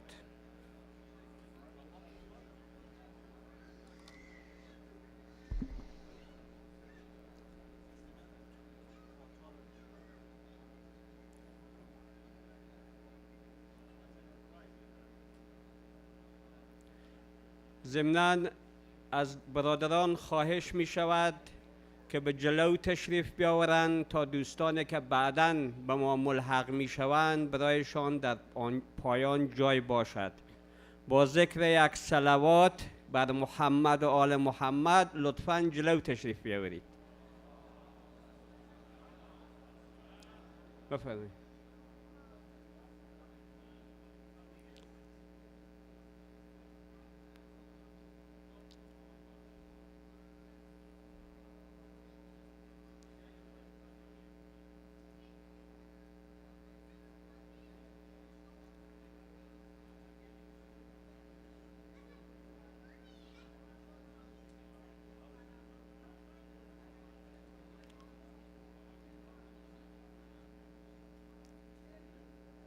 بسم الله الرحمن الرحیم. با عرض سلام مجدد خدمت شما حضار گرامی و بینندگان عزیز، یک بار دیگر تشریف آوری شما را به این مراسم به برنامه شب 8 ماه محرم خوش آمدید میگویم. در ابتدا لطفاً به چند اطلاعی کوتاه توجه فرمایید.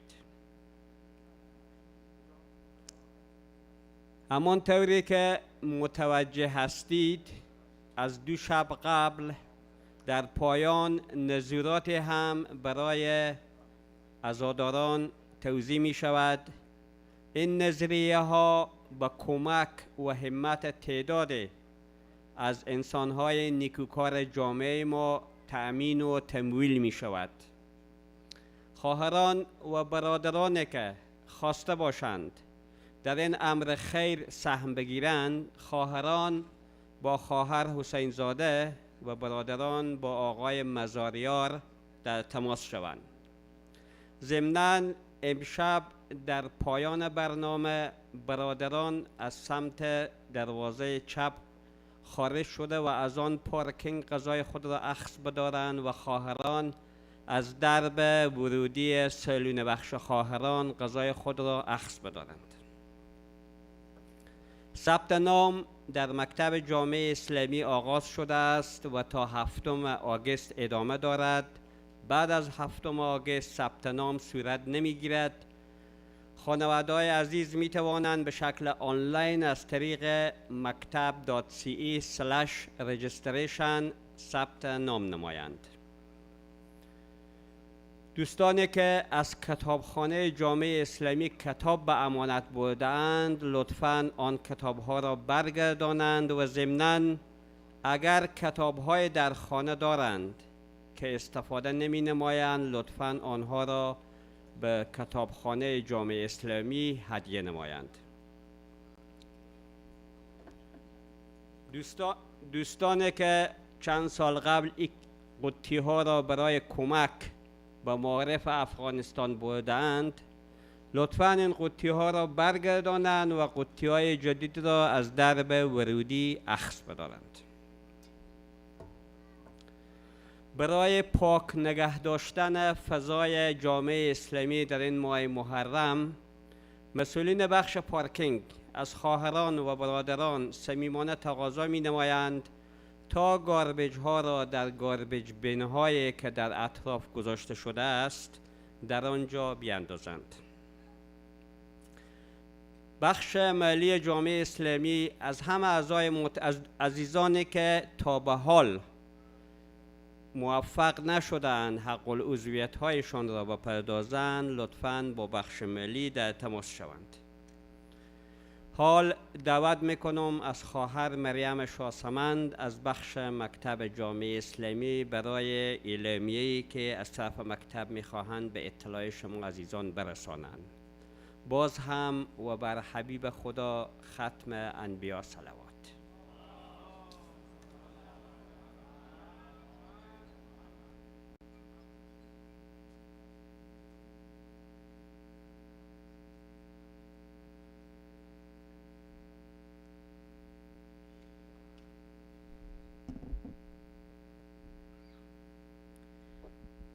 Salam everyone. On behalf of ACIC's Maktab board, we are honored to announce that Maktab will be returning to in-person learning for the 2022-23 school year, commencing in September. The date will be released soon. The Maktab board, with consultation of Toronto Public Health and the assistance of professional teachers, have prepared a return to in-person strategy to ensure the safety and well-being of both our students and our staff. For students attending from cities further away from the GTA's core, we will be offering limited online classes to honor your continued education. The registration for Maktab is open and will expire on August 7th. To help you register, there is a designated table outside of the women's entrance tonight, tomorrow night, as well as Sunday night. This year and onwards, there will be a strict registration deadline. There will be no space or exceptions once registration is closed. Please make sure you register by August 7th, as we are already at an 80% capacity, and due to COVID, there are no increases or spots available after August 7th. To register, you can visit www.maktab.ca/registration. We're also looking for volunteers to join us for the coming school year.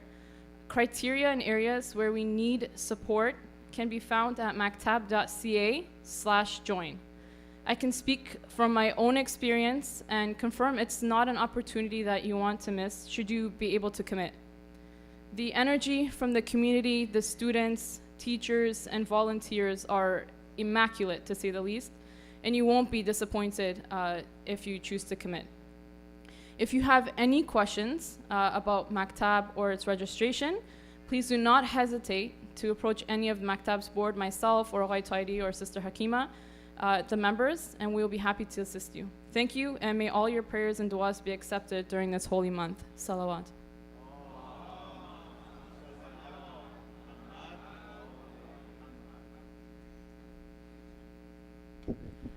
تشکر از خواهر مریم شاسمند.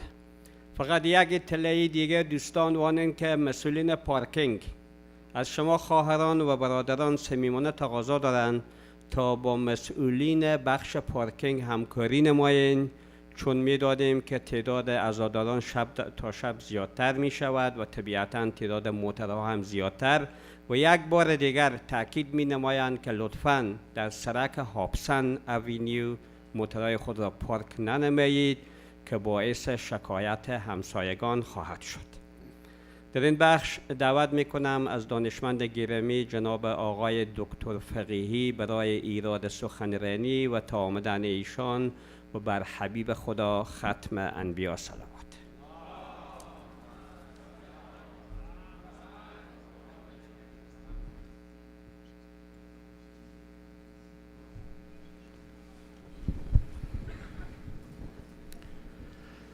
بسم الله الرحمن الرحیم.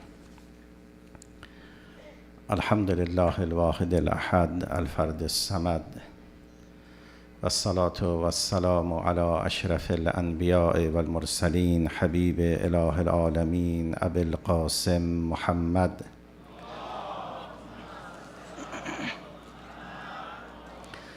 وآله الطيبين الطاهرين المعصومين لا سيما بقية الله في الأرضين الحجة ابن الحسن العسكري روحي وأرواح العالمين له الفداء وعجل الله تعالى فرجه وجعلنا الله من خير أعوانه وأنصاره. السلام عليك يا أبا عبد الله وعلى الأرواح التي حلت بفنائك. عليك مني سلام الله أبدا ما بقيت وبقي الليل والنهار ولا جعله الله آخر العهد مني لزيارتكم. السلام على الحسين وعلى علي بن الحسين وعلى أولاد الحسين وعلى أصحاب الحسين.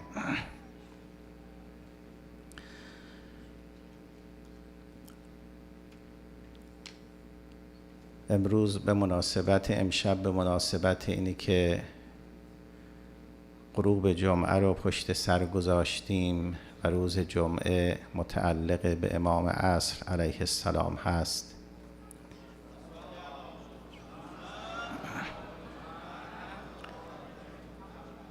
و امام هنگام ظهور در کنار خانه خدا سخنی را که آغاز می کنند این هست که ادنی انا المنتقم الا یا اهل العالم ان جدی الحسین قد قتلوه عطشانا. اولین جمله‌ای که امام در هنگام ظهورشون میگویند این هست که اهل عالم بدانید که جدم حسین را تشنه به شهادت رساندن.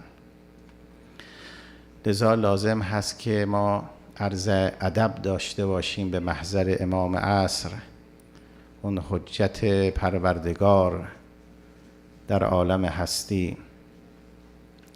ما شیعیان معتقدیم که خداوند تبارک و تعالی در تمامی زمانها از زمان حضرت آدم تا قیامت حجتی در روی زمین داره. اون حجت ممکن است پیامبر باشه، ممکن است وصی پیامبر باشه، یا جانشین او و یا امام. لذا این اعتقاد خاص اهل تشیع هست.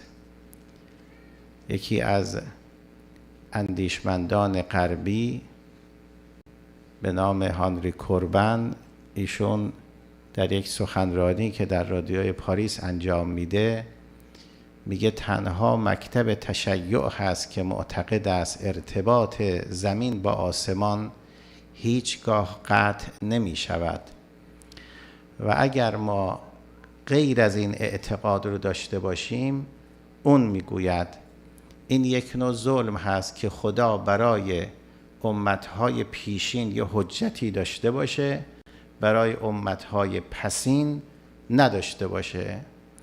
و اعتقاد شیعه اعتقادی است عین عدالت و عین درستی.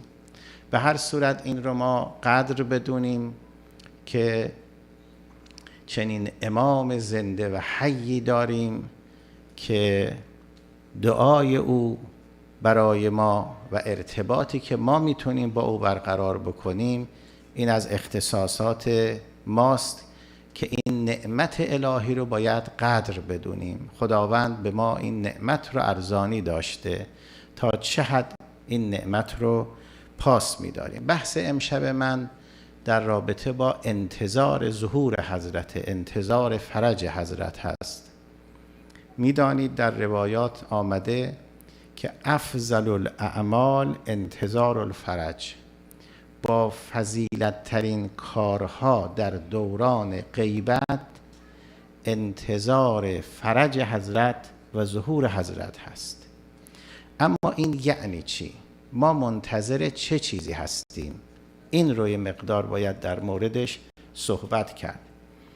خیلیا تو ذهنشون این هست که امام عصر علیه السلام تشریف بیارن، مشکلات ما رو حل کنن، مشکلات زندگی ما حل بشه، مشکلات اقتصادی حل بشه، مشکلات امنیتی حل بشه، مشکلات شخصی انسان ها حل بشه. این نگاه درستی نیست. ما باید یک مقدار افق دیدمون رو وسیع‌تر بکنیم. ما باز نگاه مادی به ظهور داریم. خیلی ها میگن تا نیایی گره از کار بشر وا نشود. یعنی تو فقط باید بیای گره کار ما رو باز بکنی. این نگاه باید اصلاح بشه.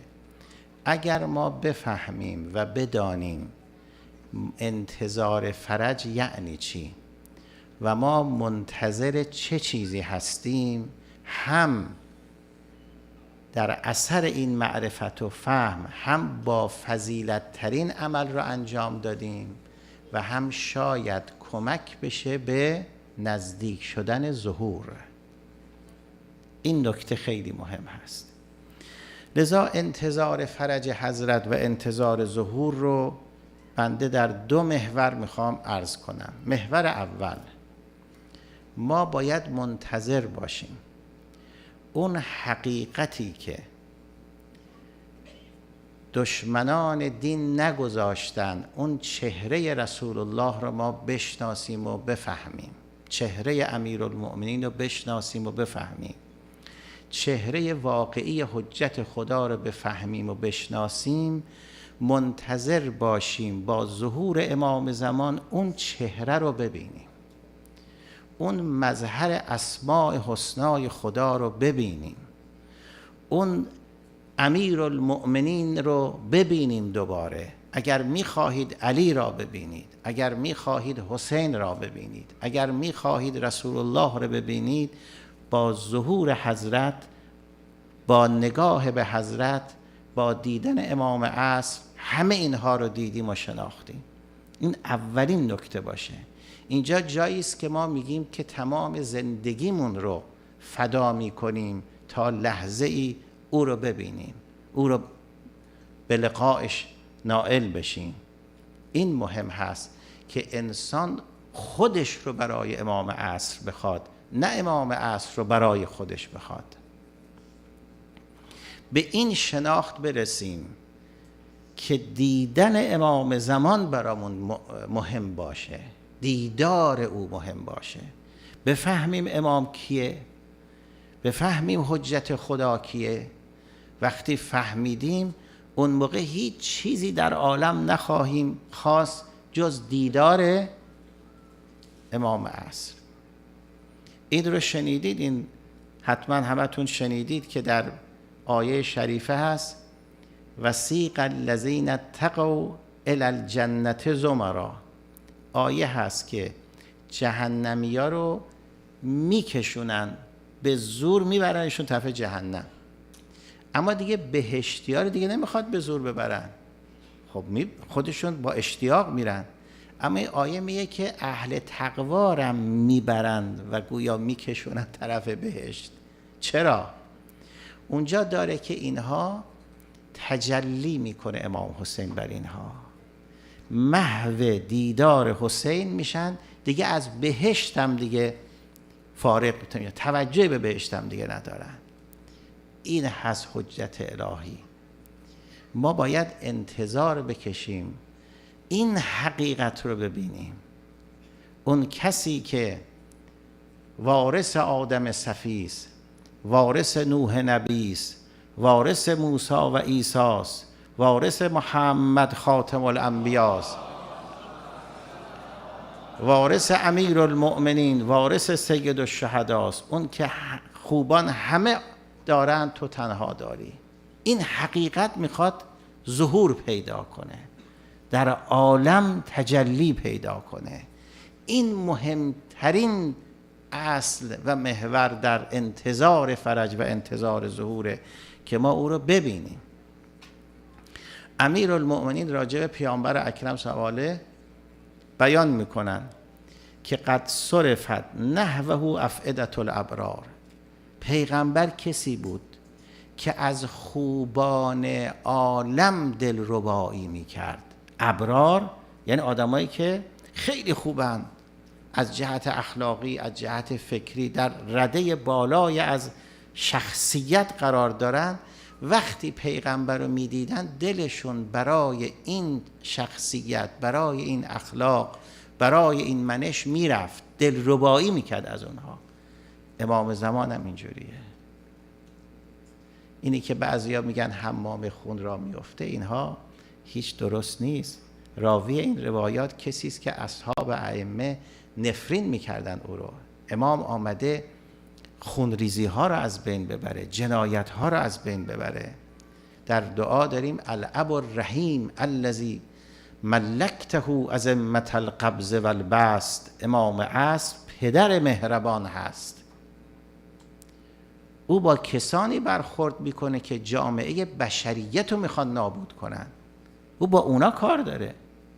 او با گرگهای درنده‌ای که بشریت رو میخوان نابود کنن کار داره. و الا او همان گونه که پیغمبر رحمت للعالمینه، او اومده دین پیغمبر رو در جامعه بشری برقرار کنه. او هم رحمت للعالمین هست. او حقیقت مهربان و پدر مهربان برای بشریت، نه فقط برای مسلمان ها، برای همه بشریته. پس انتظار چنین کسی در دعای زمان غیبت خیلی عبارت قشنگی داره. خطاب به خداوند راجع به حضرت حجت، فانه عبدک الذی استخلصته لنفسک. امام زمان اون بنده است که خدا او رو برای خودش خالصش کرده. وارتضیته لنصر دینک، او رو برای یاری دینش پسندیده. اوست که همه انبیا منتظرن او بیاد. انبیا آرمانشون، آرزوشون، ایدئالشون در زمان ظهور تحقق پیدا میکنه. همه انبیا و همه اولیا و اوصیا و ائمه هدا انتظار ظهور حضرت رو دارن، چون تمام اهداف انبیا و اهداف بعثت در زمان ظهور اتفاق میفته. او کسی است که یاری کننده دین الهی است. و استفیته به علمک، خدایا او رو برگزیدی برای علم خودت. از ویژگی های امام علمه. او کسی است که علمی دارد که سایر انسان ها اون علمو ندارن. اگه بخواین امام عصر رو امتحان بکنین موقع ظهور، با علم امتحان میشه. عالم مجهولاتش رو عرضه بکنه، او باید جواب بده. از امام رضا علیه السلام پرسیدن علامت امام چیه؟ فرمود دو چیزه، العلم و اجابت الدعا. علم و اجابت دعا. دعاش رد نمیشه. دوم علم. اون چیزی که امیر المؤمنین در منبر کوفه خطبه خوان فرمود سلونی قبل ان تفقدونی، هر چی میخواهید بپرسید از من علی قبل از اینکه علی رو از دست بدید. فلعنا به طرق السماء اعلم، من به راههای آسمان عالمترم، آگاهترم. این امامه. خداوند کسی رو حجت قرار میده که اولین چیزش علمشه. حضرت آدم هم که آفرید چجوری معرفی کرد به فرشته ها؟ گفت من میخوام خلیفه داشته باشم تو زمین. گفتن ما هستیم، تسبیحت میکنیم، تقدیست میکنیم، برای چی میخوای انسان بیافرینی؟ خدا فرمود من چیزی میدونم شما نمیدونید. بعد به آدم علم داد، علم آدم الاسماء کلها. علم داد به آدم، بعد به ملائکه گفت حالا بگید ببینم. گفتم ما نمیدونیم. به آدم گفت بگو، شروع کرد به گفتن. شاخصه حجت خدا علمه. حضرت ابراهیم وقتی پدرشو نصیحت میکنه میگه یا ابته، پدرم خدا به من علمی داده که به شما نداده اون علم رو. اینجا هست که در اینجا دعا میخونیم که خدایا این حجتت رو برگزیدی برای علمت، علم خاصی از علوم الهی به او فقط داده شده. و عصمته من الذنوب، او رو از تمامی گناهان پاکش کردی، معصومش کردی، گناه نمیکنه امام. و برأته من العیوب، نه تنها گناه که عیب و نقص و خطا و لغزش هم در او وجود نداره. و اطلعته علی الغیوب، او رو بر تمام امور پنهانی عالم آگاهش کردی. بله، خدا وقتی عالم آفرید مباهات و افتخار نکرد، وقتی انسان را آفرید مباهات و افتخار کرد. پس خدا باید بزرگترین قدرت نمایش رو در وجود انسان نشون بده و اون خلیفه خودش هست، اون حجتشه. میگه ببینید این به غیب عالم راه داره. در زیارت امام میخونیم الناظر الی شجرة طوبی و سدرة المنتهی. امام اینجا نشسته شجره طوبی و سدره منتهای خلقت رو داره میبینه. این امامه. اطلعته علی الغیوب و انعمت علی و طهرته من الرجس الی آخر. ما منتظر چنین حقیقتی باید باشیم. هر کجا آن شاخ نرگس بشکفد، گل رخانش دیده نرگسدان کند. ببینید ظهور امام یعنی همین. ببینیم این حقیقت رو، اون زیبایی رو، اون علم رو، اون عظمت رو، اون اخلاق رو، اون جاذبه معنوی رو، اون چیزی که ببینید تو کربلا اصحاب سید الشهدا به این شناخت رسیده بودن. دقت کنید، ما خودمون جا اونا بگذاریم یواشکی فرار میکنیم از اونجا. به چنین شناختی رسیدن که شب عاشورا حضرت چراغ خاموش میکنه، میگه برید. من کجا بریم؟ زندگی ما بسته به توست. آبس روز عاشورا زرهشو کن انداخت دور، کلاخودشو انداخت دور. گفتن چی کار داری میکنی؟ بدون زره و کلاخود داری بیری به جنگ؟ گفت حب الحسین اجننی، عشق حسین دیوانه کرده منو. بله، به شناختی رسیدن که بیتاب شدند. ما باید منتظر ظهور چنین حقیقتی باشیم. اون چه میکنه با ما، با درون ما و تحولی در ما ایجاد میکنه. این نکته اول. انتظار ظهور یعنی انتظار دیدن اون مظهر اسماء حسنای خدا، اون حجت الهی و اون امام و ولی و خلیفه پروردگار. این نکته اول. دوم، حضرت میاد چی کار میکنه؟ انتظار اون کار امام رو داشته باشیم. در همین دعای دوران غیبت بیان کردن محورهای قشنگی است. من حالا به مقداری که مجال هست، وقت هست، اشاره میکنم. یک، امام وقتی تشریف میارن دقت بفرمایید، زندگی بشر رو تغییر میدن. یعنی زندگی که محورش لذت پرستی مادی است، سود پرستی مادی است، این زندگی که پر است از نوش و نیش و اضطراب و ناآرامی و این که کجا انسان میخواد بره نمیدونیم، تبدیل میکنه به یک حیات طیبه، یعنی زندگی پاک، زندگی که هم در دنیا خوش باشیم. اگر ماه مبارک دوستان بودن اینو گفته بودیم، هم در دنیا خوش باشیم هم خوب بشویم، زندگی که هم خوبی اخلاق، خوبی رفتار، خوبی افکار درش هست و هم آرامش و خوشی است. این حیات طیبه است.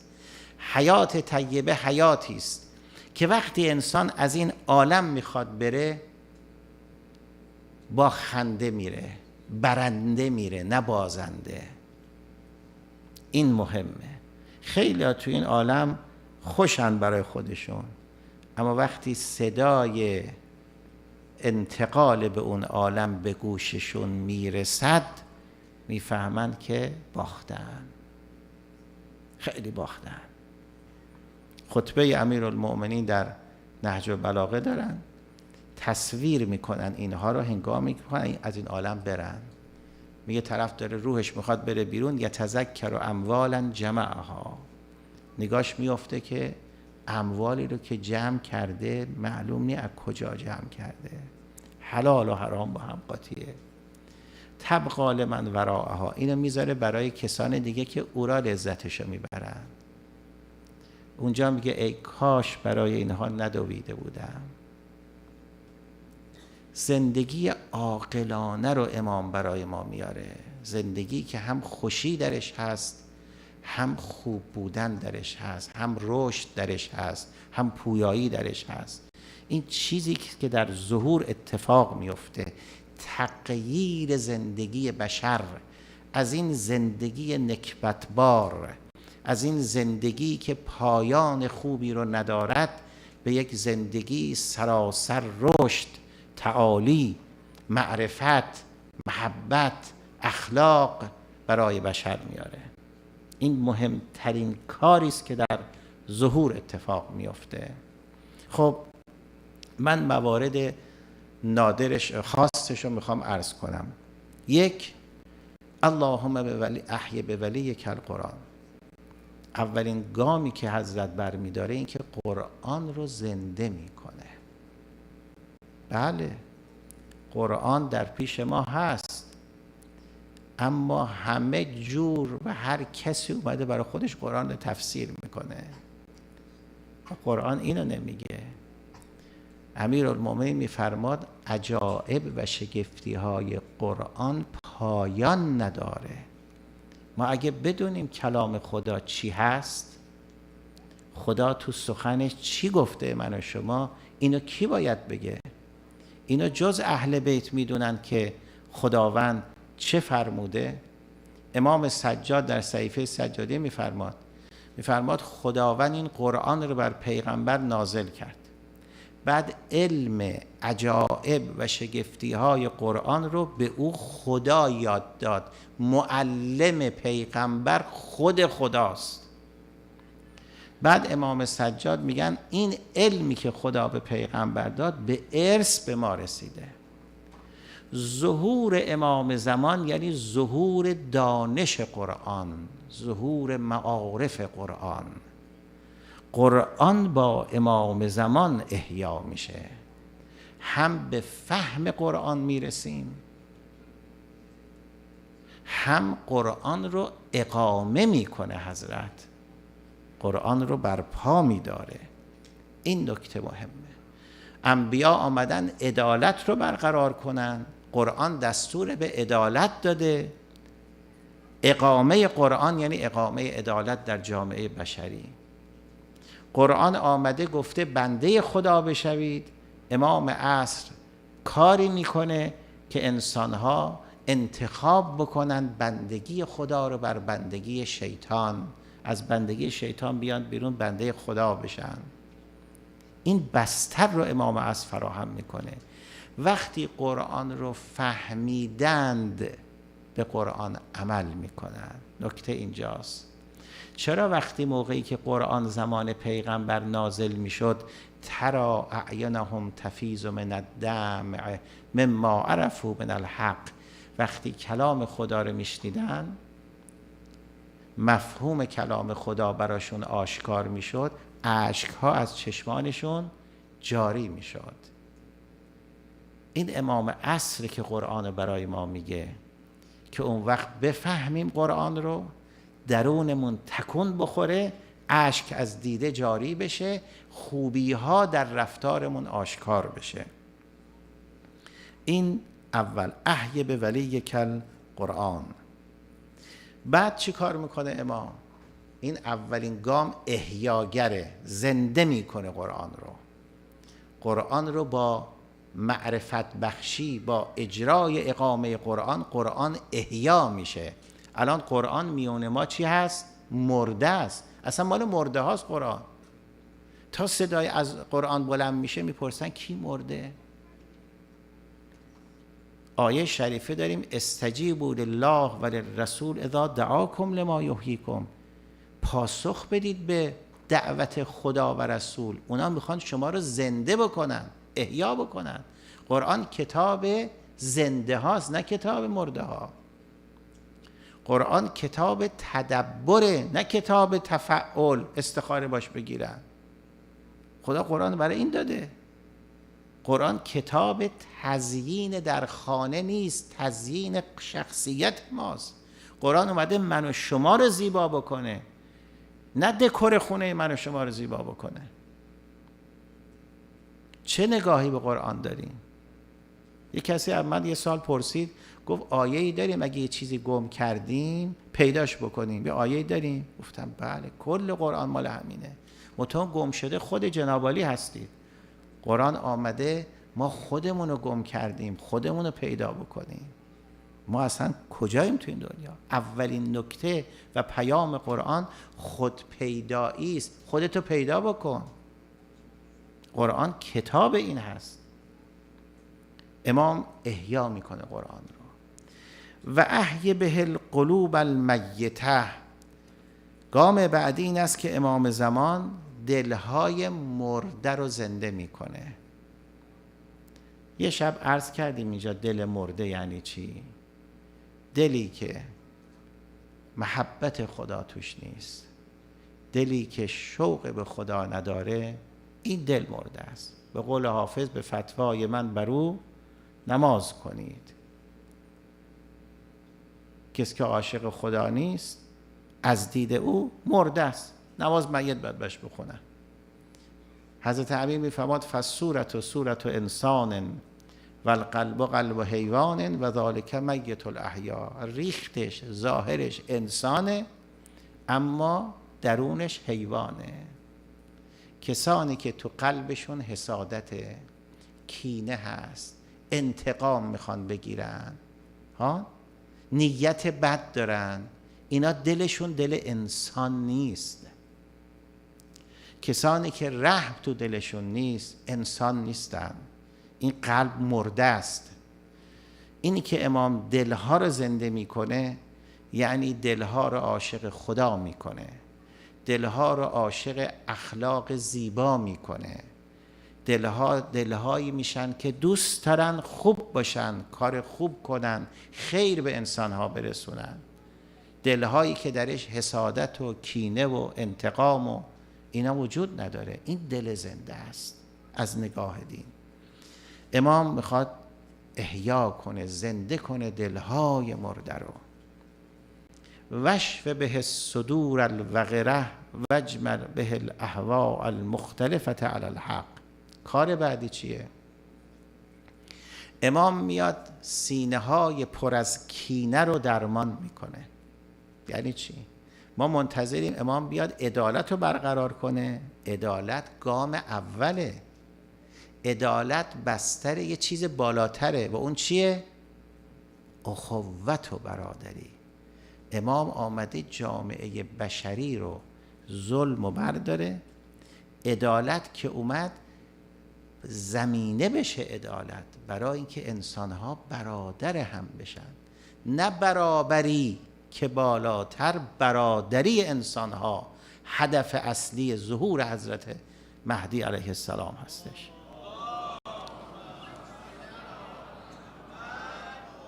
اینی که دنیا دنبال صلح، جهان به صلح بره، این زمان ظهور اتفاق میافته. صلح با کار فرهنگی اتفاق میافته، با قوانین که صلح ایجاد نمیشه.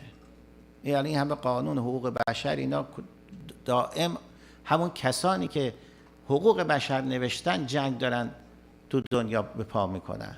دنیا رو جنگ، کشتار، نزاع، درگیری، استعمار، استثمار فرا گرفته.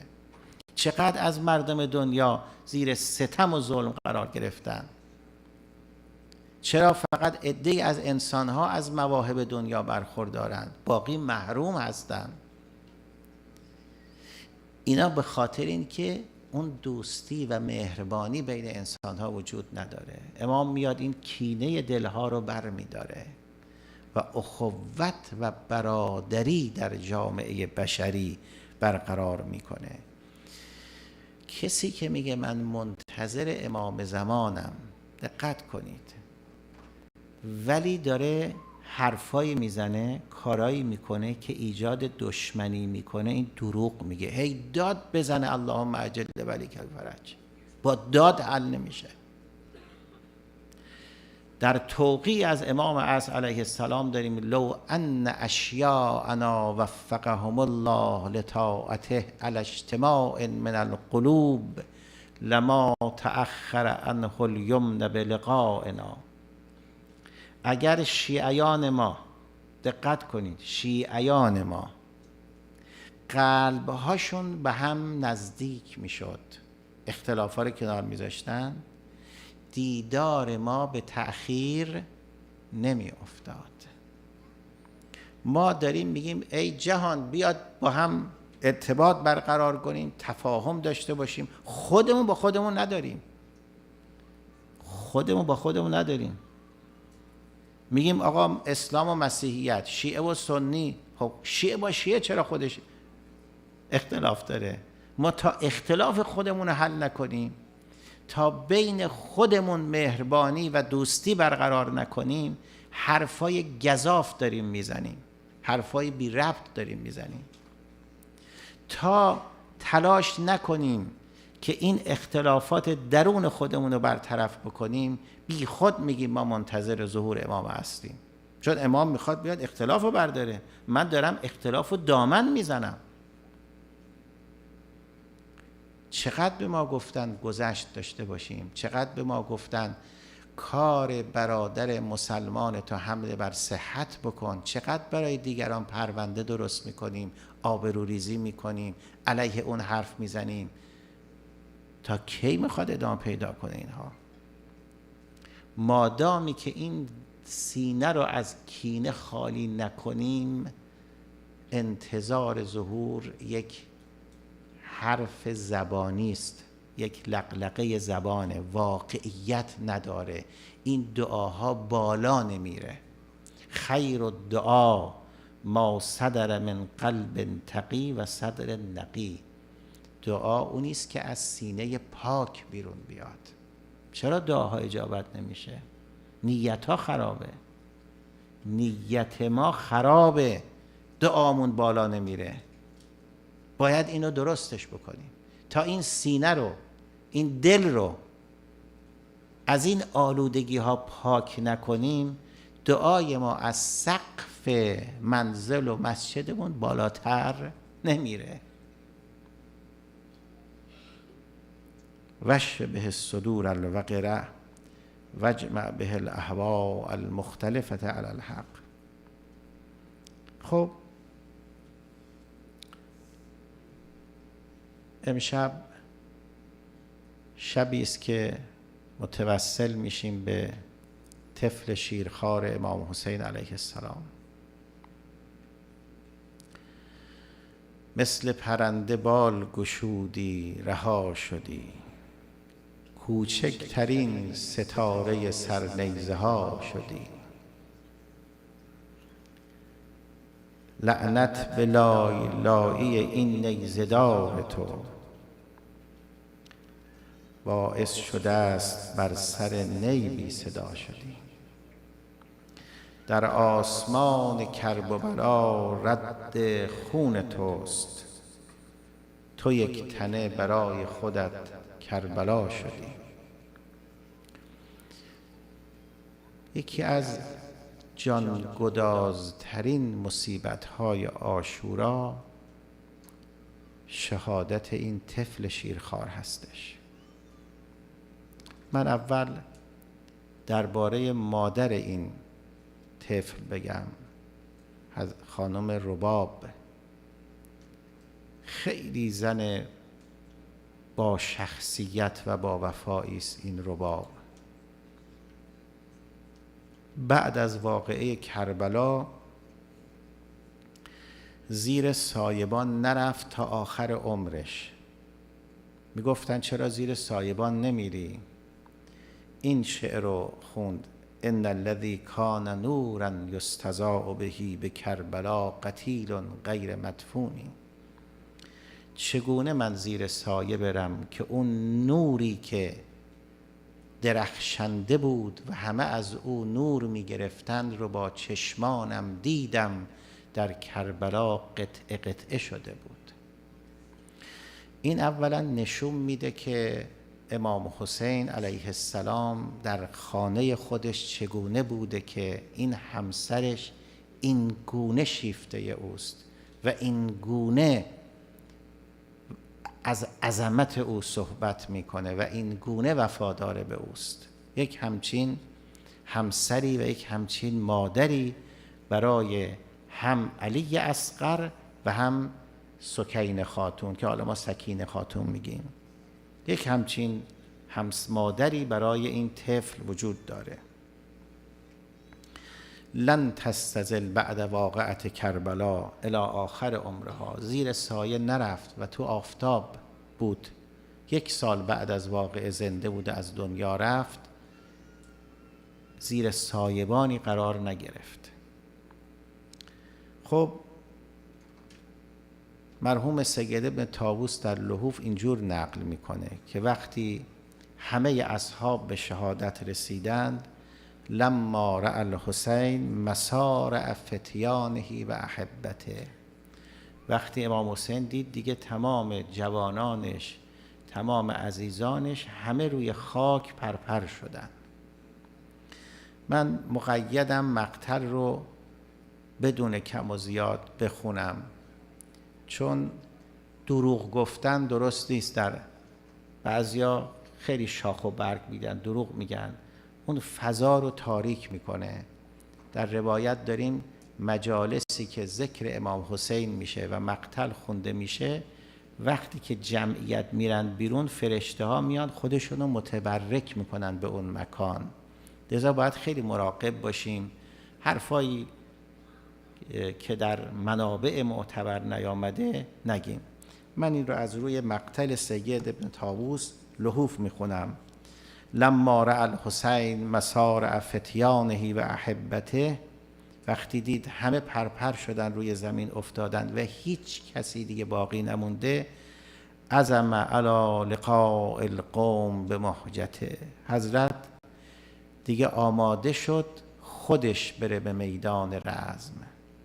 و نادا، اینجا ندای مظلومیت سید الشهدا بلند شد: هل من ذاب یذب عن حرم رسول الله. آیا کسی هست از حرم رسول خدا دفاع بکنه؟ هل من موحد یخاف الله فینا. آیا انسان یکتاپرستی هست که از خدا بترسد؟ هل من مغیث یرجو الله باغاثتنا. آیا فریادرسی هست که امید داشته باشه ما در قیامت به فریادش برسیم؟ هل من معین. آیا کسی هست ما رو یاری بکنه؟ این مطالب رو که حضرت میفرمود: فرتفعت اصوات النساء بالاویل، صدای شیون و گریه زنها بلند شد. فتقدم الی الخیمه، حضرت رفت به طرف خیام که زنان رو، بچه ها رو آروم بکنه، بعد بره به میدان. وقتی نزدیک خیام شد، داستان اینجوری هست: صدای گریه این طفل شیرخوار رو شنید. علی اصغر فرمود ناولون علیا، بچه‌مو بیارید ببینم، حتی اودعه باش ودا بکنم، یه آخرین دیدارمه. آوردن این طفل رو، دادن به آغوش امام حسین. حضرت شروع کرد او رو بوسید، در آغوش گرفت. اینجا 2 تا نقل اومده، دقت کنید، 2 جور در کتب مقتل نقل شده. من هر دو جورش رو براتون میخونم. یکی اینه که همین که حضرت ای رو در بغل گرفت بوسید، سپاه دشمن گفت داغ اینو به دل حسین بندازیم، هرمله تیرشو زد. یعنی اینجا نداره که حضرت بیان بگن اینو آب بدید. طبق یک سری نقل ها اینه همین که حضرت اینو بر آغوش گرفت و او رو داشت میبوسید، ناگهان فرماه و هرملت ابن کاهل الاسدی لعنت الله علیه به سهم فوقع فی نهره فذبحه، تیری رو پرتاب کرد و در آغوش پدر ذبح شد این فرزند. در نقل دیگر داره که نه، حضرت وقتی اینو گرفت آورد در مقابل دشمن و چنین فرمود: یا قوم قتلتم شیعتی و اهل بیتی، شما کشتید دیگه شیعیان منو، کشتید فرزندان منو، کشتید یاران منو. این طفل برای من مونده. یتلظا عطشا، از شدت عطش و تشنگی تلظی میکنه. تلظی میدونین چیه؟ ماهی میگن وقتی از دریا میفته بیرون دیگه آخرین حالت جون دادنشه، دهانش چجوری حرکت میکنه؟ این اینجوریه دیگه، یعنی دیگه از شدت تشنگی تلظی میکنه. بگیرید خودتون بهش آب بدید. فسقوا شربة من الماء. اینجا بود که اون تیر 3 شعبه آمد، فذبح الطفل من الاذن الی الاذن. آخه یک بچه کوچک مگه گردن چقدر هست که تیر 3 شعبه برای اون ارسال میکنن؟ اینجا مصیبتی بود. فجعل الحسین یتلقى الدم، امام این خونها رو تو دست گرفت، نگذاشت به زمین برسه، به آسمان پرتاب کرد. تنها جایی که از آسمان ندای تسلیت برای حسین آمد اینجا بود. گفتن حسین دیگه رهاش کن، ما تو بهش پذیرایی میکنیم ازش. فدعه فان له مرضعة فی الجنه صلی الله علیک یا ابا عبدالله و علی الارواح التي حلت بفنائک و اناخت برحلک.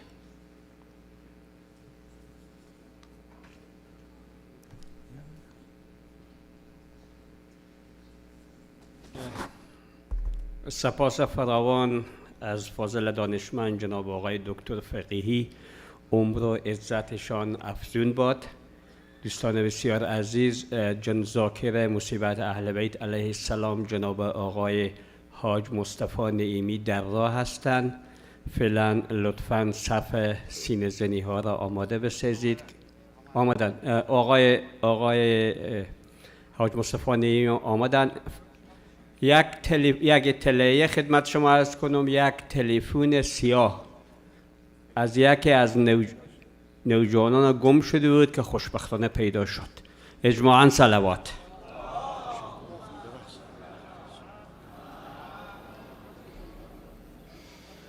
بسم الله الرحمن الرحیم. اللهم صل علی فاطمة و ابیها و بعلها و بنیها.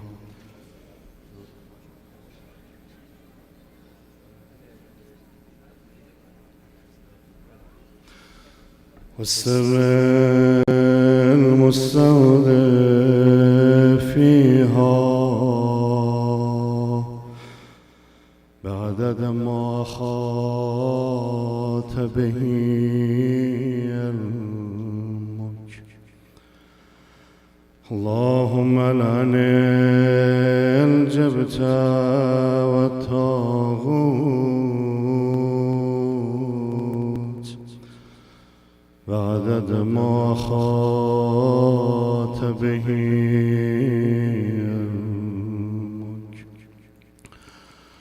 دستای گدایی را بالا بیارید. روز جمعه و روز متعلق به امام زمان با همه وجودت برا سلامتی آباد. اللهم کن لولی الحجة ابن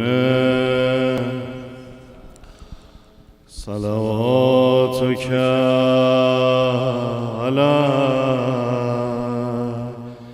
وعلى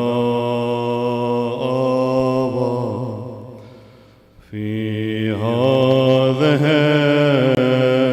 الساعة وفي كل وليا وحافظا وقائدا وناصرا ودليلا حتى تسكنه أرضك طوعا وتمتعوا فيها. بیا و درد هجران محبان را مداوا کن. نگاهی از کرم بر چشمهای بسته ما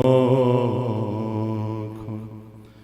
عزیز فاطمه امام زمان تمام آفرینش بی تو باشد جسم بی جانی. بیا با یک نگه برخط اعجاز مسیحا کن. بیا از غربت جدت بگو با مردم عالم. بیا و چشم ما را از سرشک سرخ دریا کن. بیا و چشم ما را از سرشک سرخ دریا. با این یه دونه میخوام همه تون ناله بزنید. امام زمان بیا بیرون بکش از حنجر 6 ماه پیکان را. پسر که ذبح شد از تیر قاتل فکر بابا کن. اگه میخوای به امام زمان تسلیت بگی یا ابن الحسن یا ابن جانم به این صداها یا ابن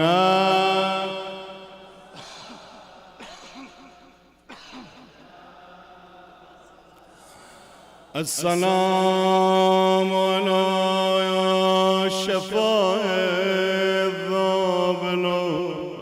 سلام السلام بر اون لبهای خوشگیر، السلام علی نفوس المظلمه، سلام بر آن جانهای مستضعف، السلام علی قتیل المظلوم.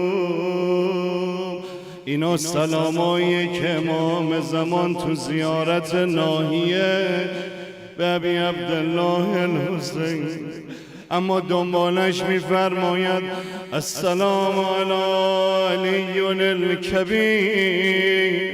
السلام علی رضی الصغیر. بمیرم بر دل حسین، دلها رو بردن در خونه این 6 ماه. آی گرفتار، آی درددار، آی مریضدار، این 6 ماه دستای کوچیکی داره اما گره های بزرگی رو باز میکنه. امشب خواهرها دلاشون رو بذارن کنار در ربا. برای این مصیبت خواهرها بیشتر گریه میکنن تا صدای حلم ناصر ابی عبدالله رو شنیدین آزاده. اصلا از حال رفته بود علی اصغر، از شدت تشنگی بی حال بود، اما تا ناله غربت ابی عبدالله رو شنید چنان ناله زد، انقدر گریه کرد خیام حسینی قوقا شد، همه مخدرات شروع کردن گریه کردن.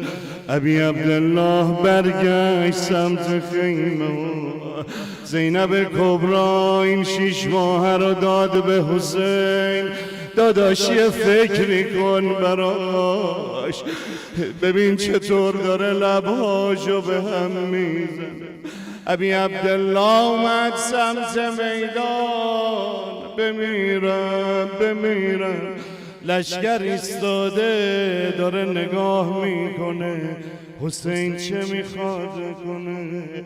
یه مرتبه دیدن از زیر عبا این 6 ماه رو دست گرفت.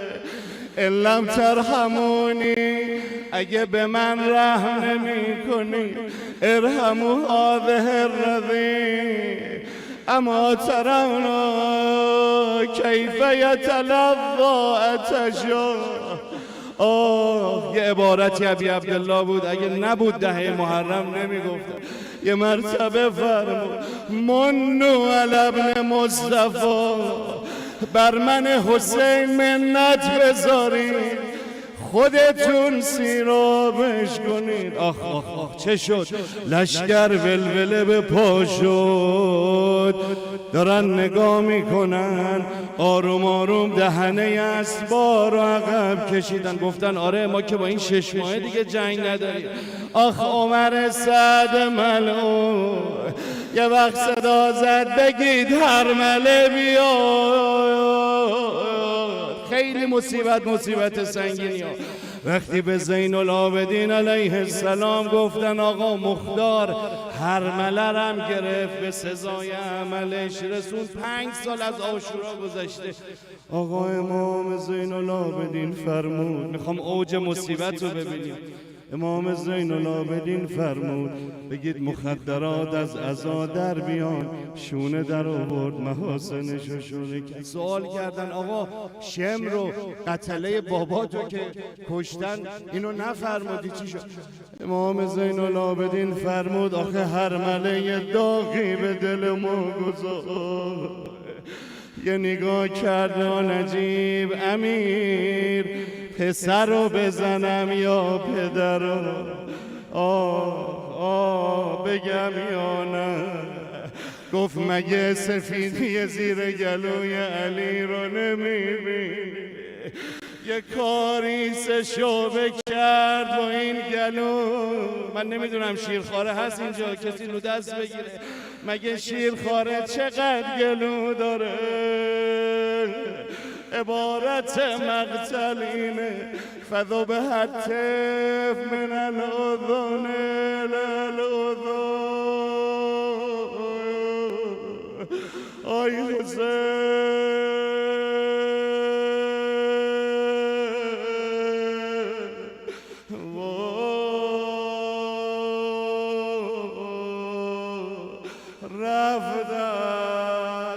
پیوند و التماس دعا وعده من و شما کربلای معلم.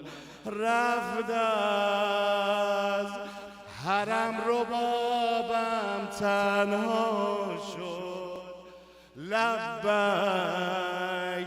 که بی کسی بابا شد.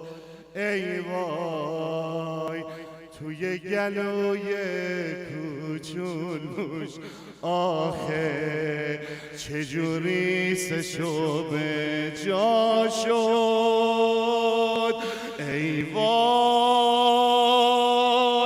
چرا بی هوا یه جوری زدن سرش شد جدا. ای وای رو دست بابا بدون صدا زده دست و پا. لا لا علی اصغرم، علی اصغرم، علی اصغرم. لا لا علی اصغرم، علی اصغرم، علی اصغرم. هر کجا نشستی صدات برسه کربلای ابی عبدالله حسین. های های های آرام جانم. شب 8 محرم حسین رو رفت. حسین آرام جانم، حسین آرام، حسین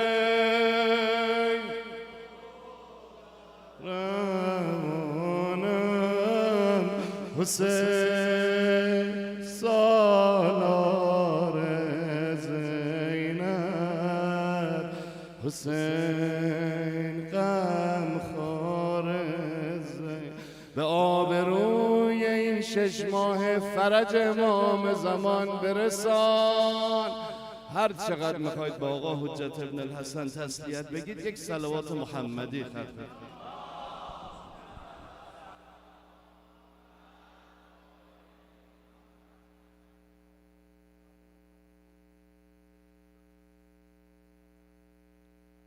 بر محمد و اهل بیت محمد بلند صلوات.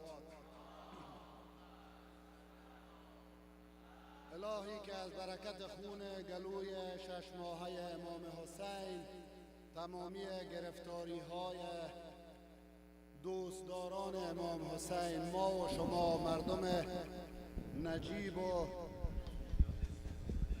غمدیده افغانستان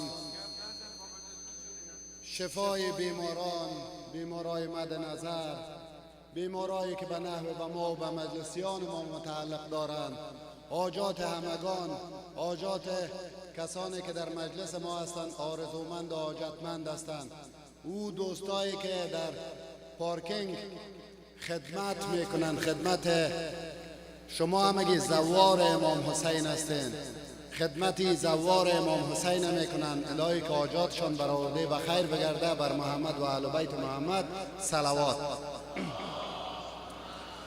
آمرزش پدر مادرانی که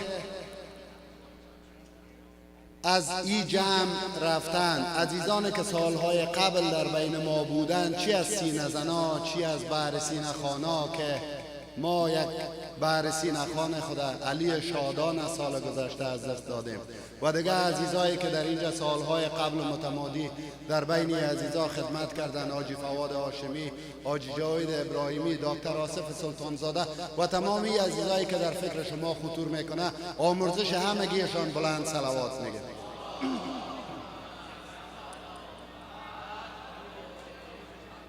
برای صحت سلامتی عزیزان سینه زن ما بلندتر صلوات. از تمام عزیزایی که در مجلس حضور دارند، اگر سینه میزنن یا سینه نمیزنن، همه از خواهران عزیز ما پیشخوانی بحر سینه را همگیتان جواب بگوین. بر محمد و اهل بیت محمد باز هم صلوات بگین.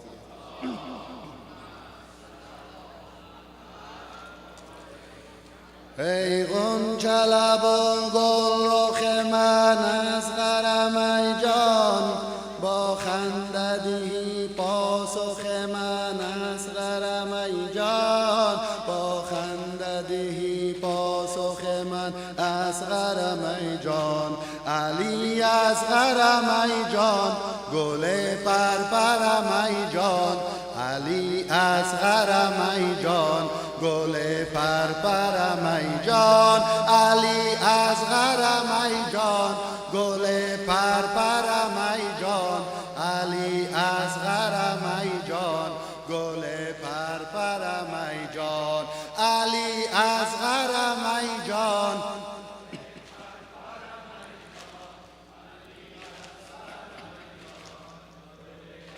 پرم ای جان. آواز تو دیگر نرسد بر دل گوشم، علی اصغرم ای جان. آواز تو دیگر نرسد بر دل گوشم، علی اصغرم ای جان. خاموش مشو ناله بزن در برم ای جان، علی اصغرم ای جان.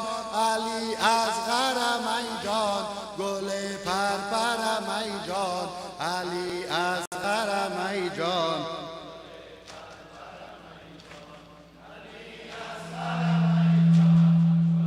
پرپرم ای جان، گل پرپرم ای جان. اشک تو که نم نم نچکد کار خراب است، علی اصغرم ای جان. بگو اشک تو که نم نم نچکد کار خراب است، علی اصغرم ای جان. اشک تو که نم نم نچکد کار خراب است، علی. خاموش مشو ناله بزن در برم ای جان، علی علی اصغرم ای جان، گل پرپرم ای جان.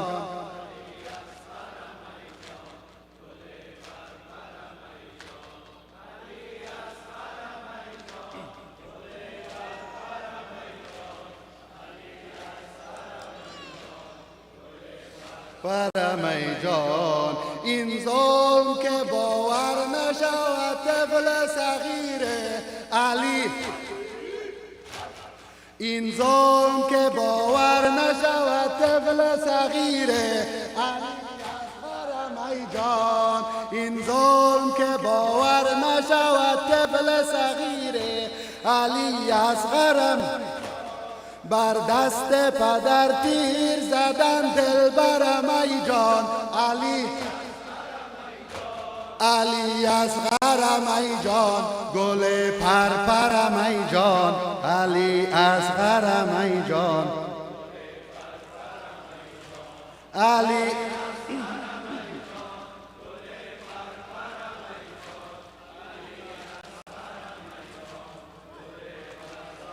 ای جان. تو کوچک و اهداف تو بسیار بزرگ است، علی. تو کوچک و اهداف تو بسیار بزرگ است، علی است. تو کودک و اهداف تو بسیار بزرگ است، علی اصغرم ای جان. پس خنده بزن رهبرم ای جان، علی. علی اصغرم ای جان، گل پرپرم ای جان، علی.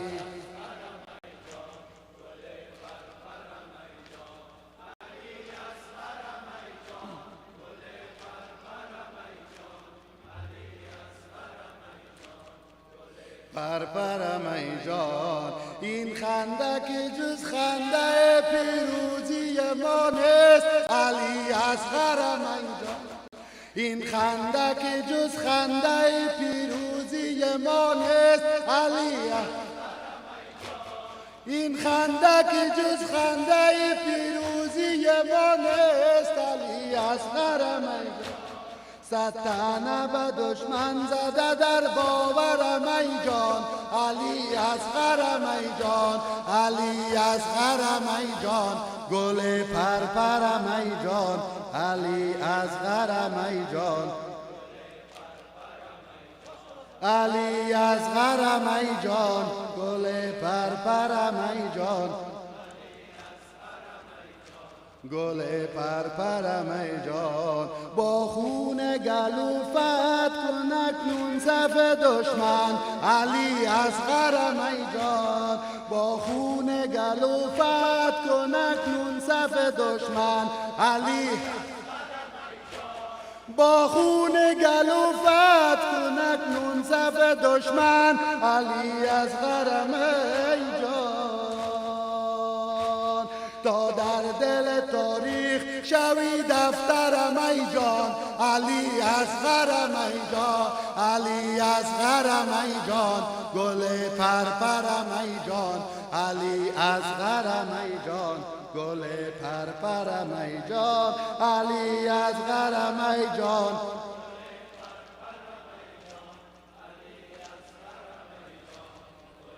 پرپر میدان. سایز بسر و سینه بزن در غم اصغر.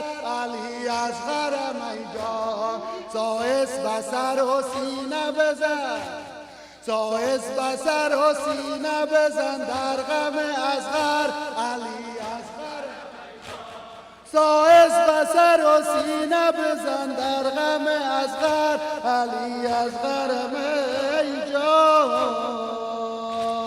پژمرده شود تازه گل احمر من، پژمرده شود تازه گل پرپر من. علی اصغر میدان، علی اصغر میدان، گل پرپر میدان، گل پرپر میدان. علی اصغر میدان، گل پرپر میدان. جان خاموش مشو ناله بزن در بر میدان.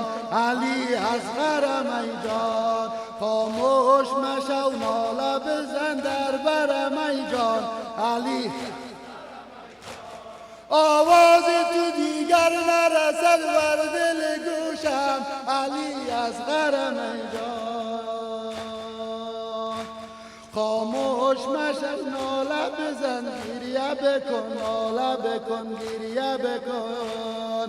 اصغر من تازه گل پرپر من، ای تو گل احمر من، خبر من باد بیا در بر من. اصغر میدان، علی اصغر میدان، علی اصغر میدان، گل پرپر میدان.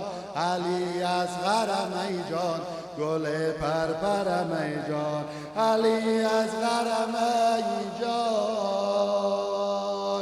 گل پرپر میدان، گل پرپر میدان. به مقامشان ما همه را بیامرز. بر محمد و اهل بیت محمد صلوات.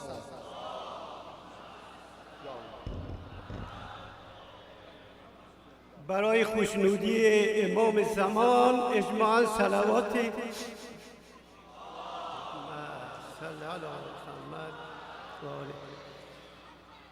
تا ابد جلوگه حق و حقیقت سر توست. معنی مکتب تفویض علی اکبر توست. درس مردانگی آموخت عباس به عالم، زان که شد مست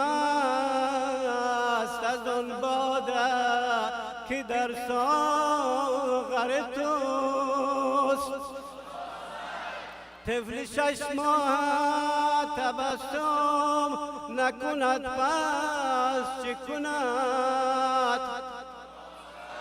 آن که بر مرگ زند خنده علی از غر توست. صلواتی مرحمت کنید.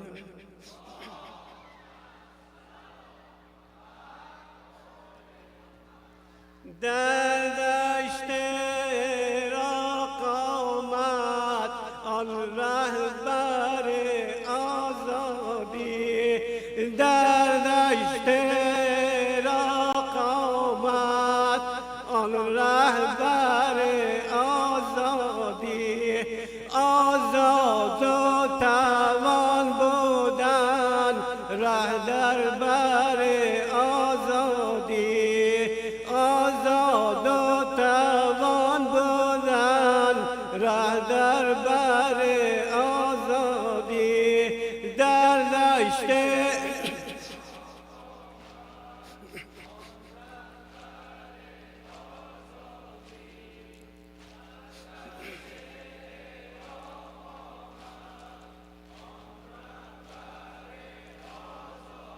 اکبر دم جان دادن، اکبر دم جان دادن، گفتا با پدر خوش باش، سیراب شدم مستم از ساغر آزادی، سیراب شدم مستم از ساغر آزادی، در دشت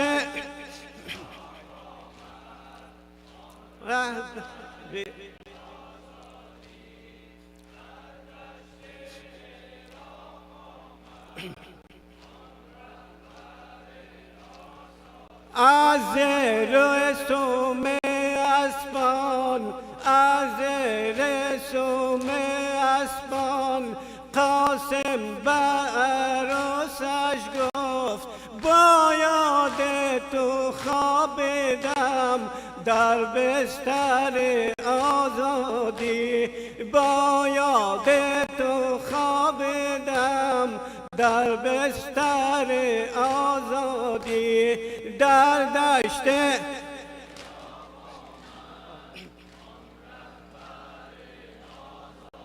برای سلامتی خودتان و خانوادهتان اجماعاً سلامت.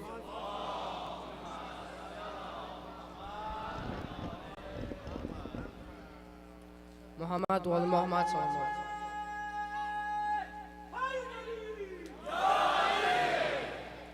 محمد و محمد صلوات.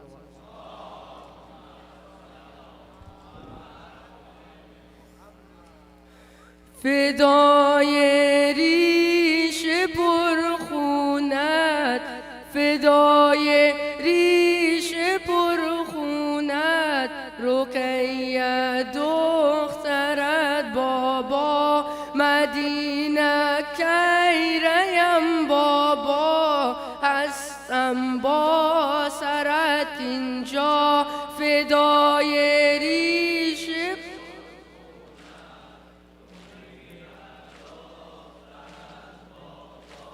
فدای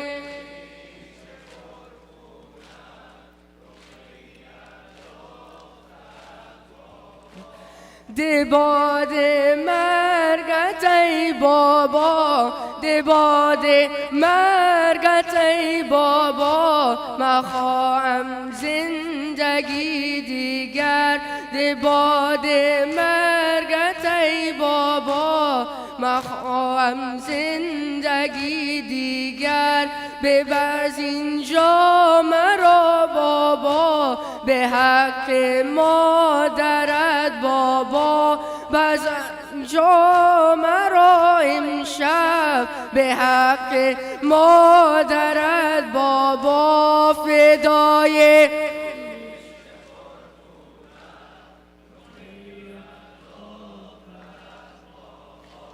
فدای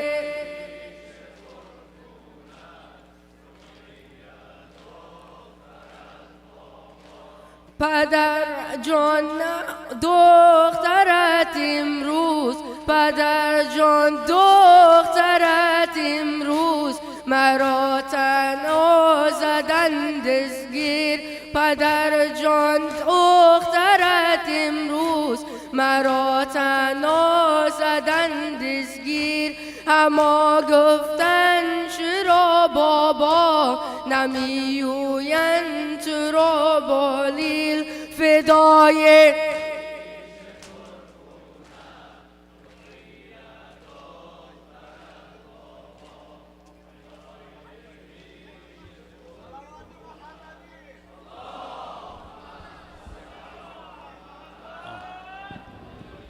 میفهمین که آینده به دست از این جوان است. اگر شما این را تشویق نکنین فردا نمیشه. بر سلامتی صلوات.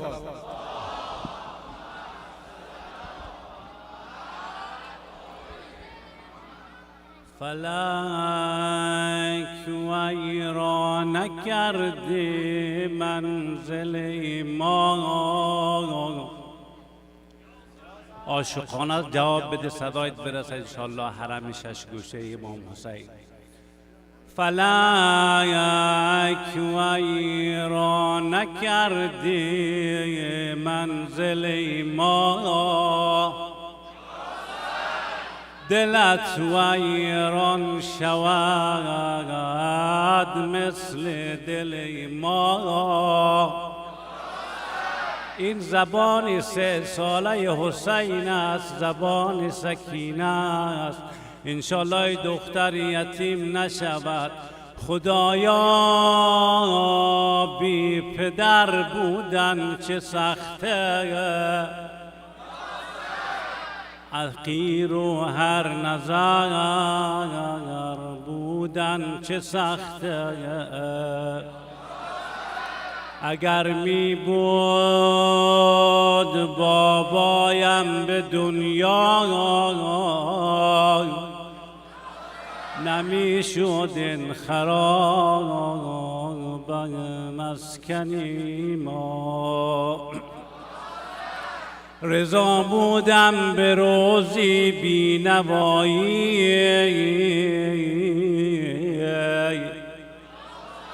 کنم در کوچه ها شبها گدایی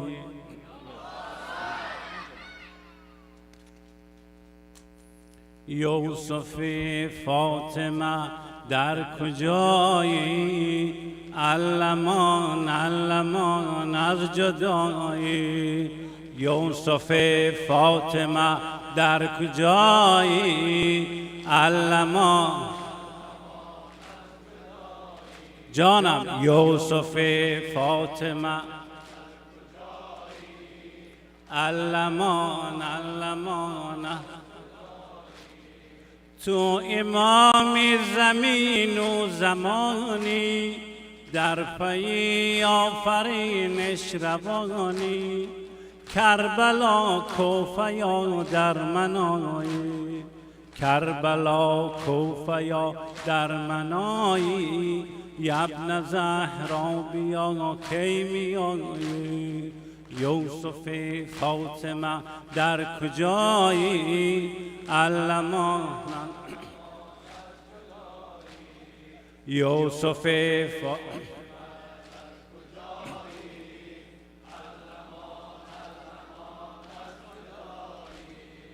ای قلم sözlerinde asar yok ey قلم sözlerinde asar yok آشنا دنبنان بی خبر yok geldi bu cuma ben بی خبر yok geldi bu cuma ben بی خبر yok فاطمه یوسفندان خبر yok یوسف فاطمه در کجایی علمان علمان از جدایی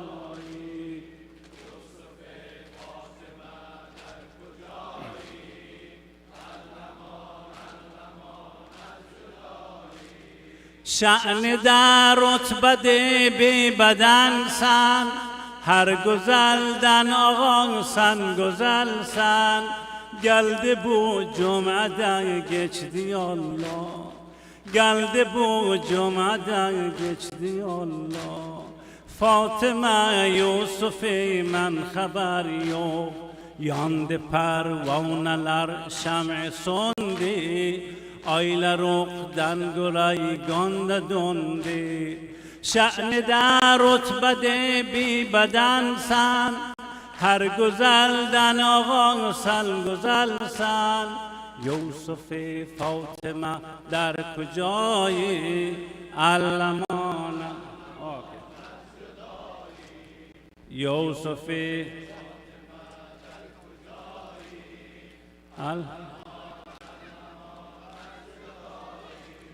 kim diyeyim aylar okdan olmaz, aşıkı sabrınaydan olmaz. Ey kızım yollara bak derigma, ey kızım yollara bak derigma. Kim hamishe burun akdan olmaz. Geldi bu cumada geçti Allah. Geldi bu cumada geçti Allah. Fatıma Yusuf'i men haber yok. Yusuf-i Fatıma در کجایی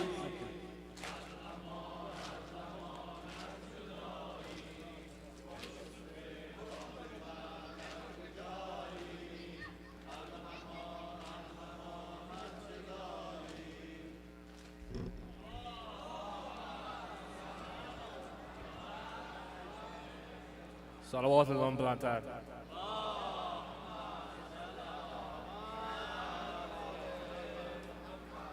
ای خواهر پریشان منت کشید زینب، ای مبتلا ای درمان ماتم رسید زینب. الله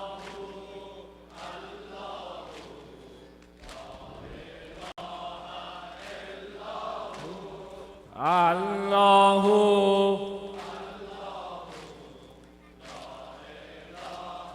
الله بنشیم دم کنارم، چون با تو رازو دارم. بنشیم دم کنارم، چون با تو رازو دارم.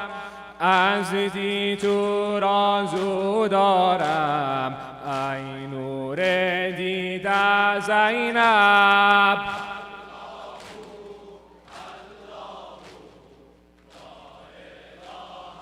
الله الله لا الله. هر بروز فردا ماشر شود این زهرا. و هر بروز فردا ماشر شود این زهرا. از جور قوم اودا ای دل رامیده زینب.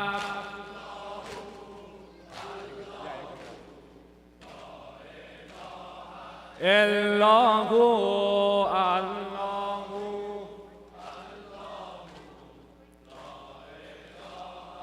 الله. فردا در این بیابان گردد زیت خواب پیکان. فردا در این بیابان گردد زیت خواب پیکان. جسم هوای جوانان در خون تبید زینب.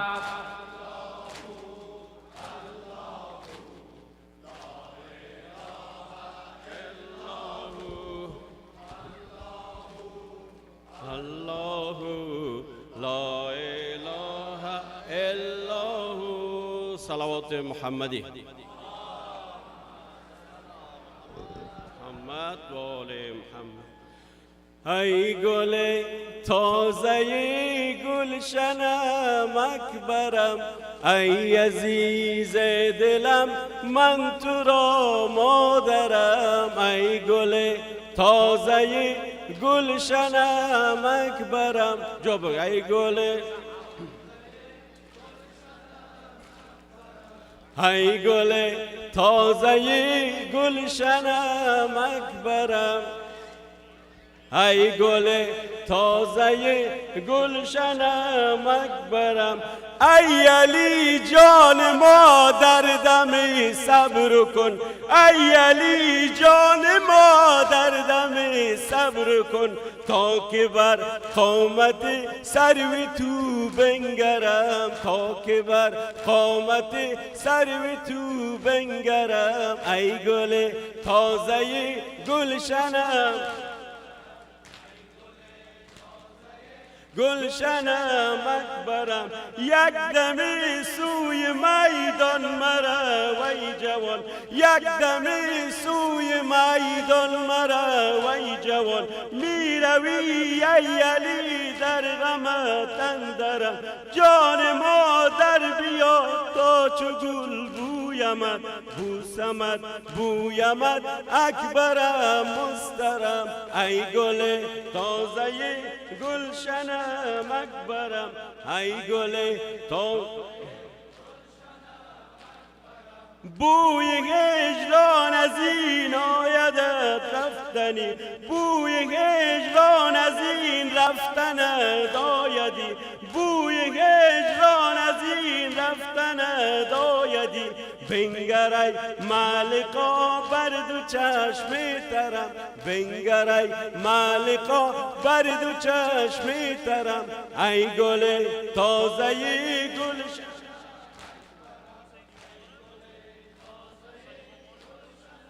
اکبرم، ای عزیز دلم بعد تو چون کنم، ای عزیز دلم بعد تو چون کنم. سینه زن نوحگر تا به تو محشرم، سینه زن نوحگر بر تو تا محشرم. ای گل تازه گلشنم اکبرم، ای گل تازه گلشنم اکبرم. صلوات محمدی.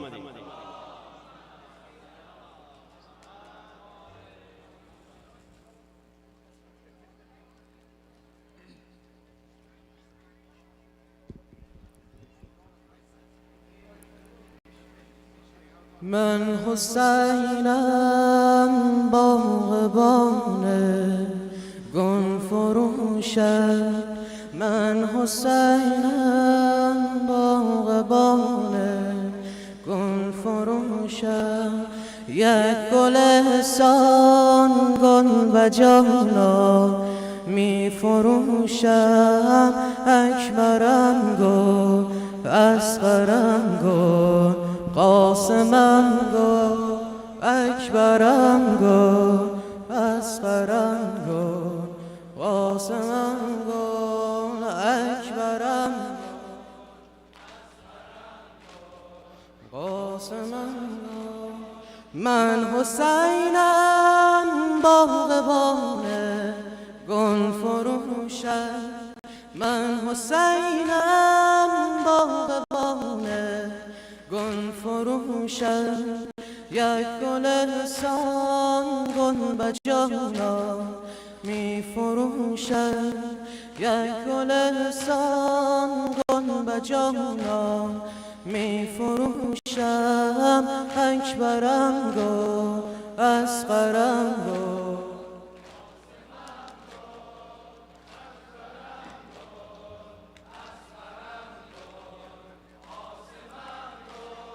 من حسینم که از گلستان بتولم، من حسینم که از گلستان بتولم.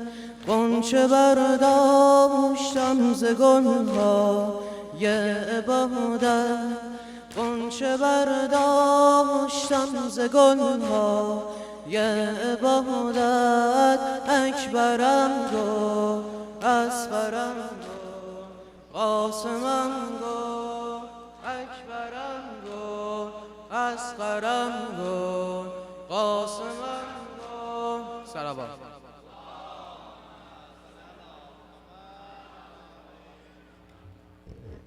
صلوات دوما بلندتر ندیدم.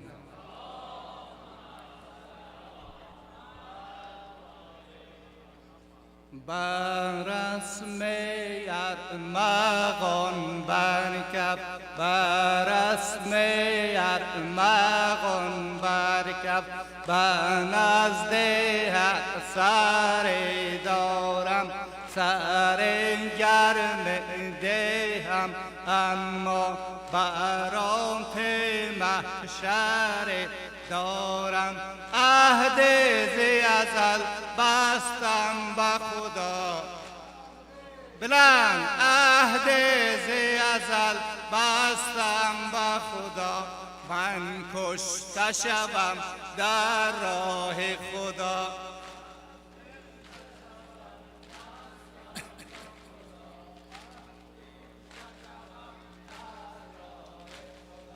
خلیل آنسان با میدان، خلیل آنسان با میدان، بلا دارم یک اسماعیل شبیه مصطفی دیگر، علی اکبر دارم، عهد ز ازل بستم به خدا.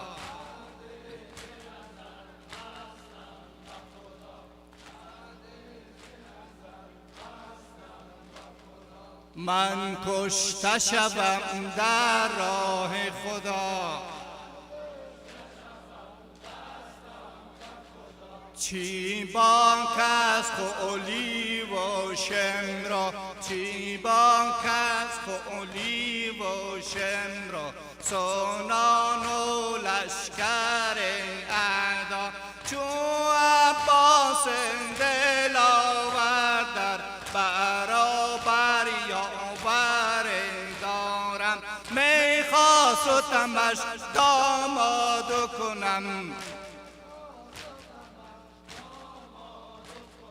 میخواست در هجله و دل شاد کنم، چی خوشی نوجوانان را، چه خوشی نوجوانان را، اگر لب تشنه جان دادن برای دوستان روز قیامت کوثر دارم. این شمر لعین کافر شده است، شمر لعین کافر شده است، او دشمن پیغمبر شده است. اگر سر دادم امت را، اگر سر دادم امت را، خریدم در صف محشر، شیخون خود قیامت نرگسستان مظهر دارم، عهد ز ازل بستم به خدا.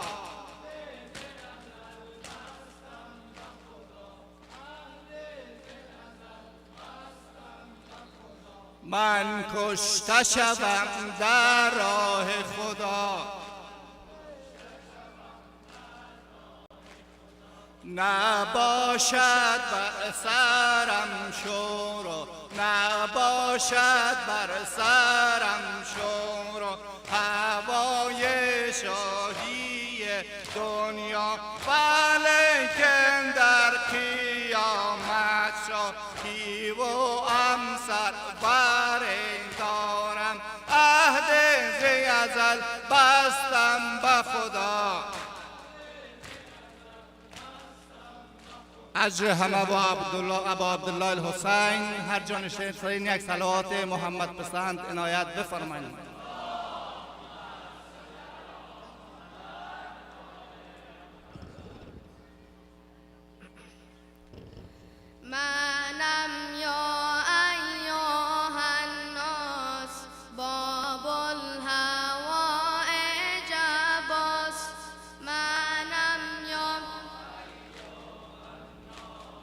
بابل منم یا ایها الناس بابل کجایی ببینی کجایی ببینی مادرم ام البنین عباست فتاده ز صدر زین بر زمین آبو بر من ببستن فروغ مرا بشکستن منم یا بابل منم یا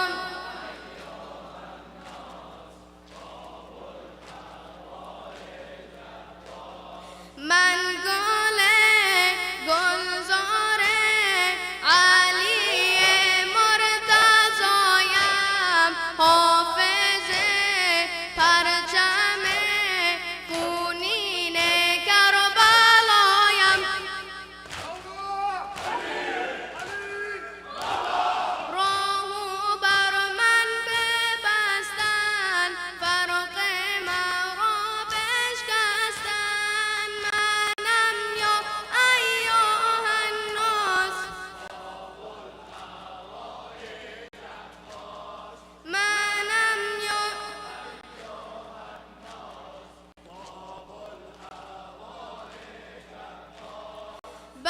برادر حسین جان چی آمده بر سرم اشک خون ریزد از دودیدگان ترم آبو بر من ببستن فروغ مرا بشکستن منم یا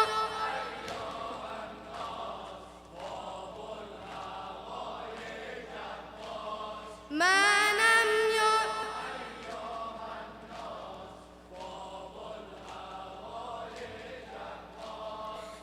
برادر حسین جان برادر حسین جان بیا سوی حلقمه آمده از جنان مادر من فاطمه افغان نظر بر همه ای یوسف فاطمه منم یا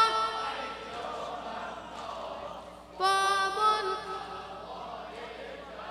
صلوات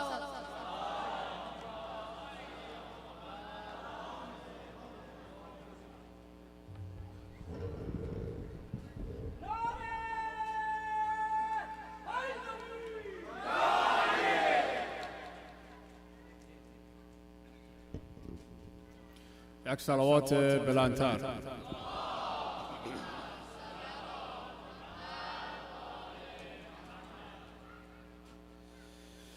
ز روی خاک و خاکستر بیا مادر تو بردارم یقین دارم کی میایی سرش کفشان بعدی دارم ز روی خاک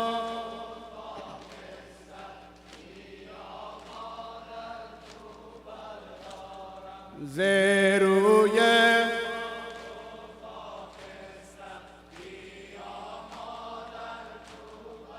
دارم من ار اشک روان دارم خبرداری تو مادر جان من ار اشک روان دارم خبرداری تو مادر جان که در آتش کشیده دا خیامه به علم دارم ز روی خاک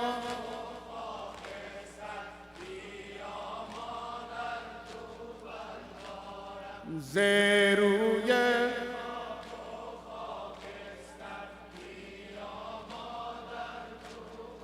دارم مریضی عشق و گربینی به خاک و خون سر و ریشم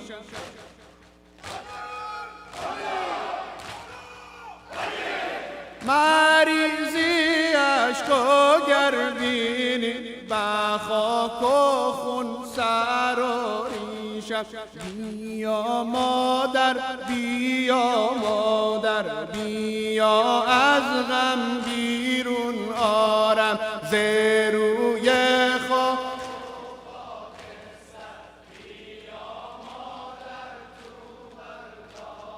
ز روی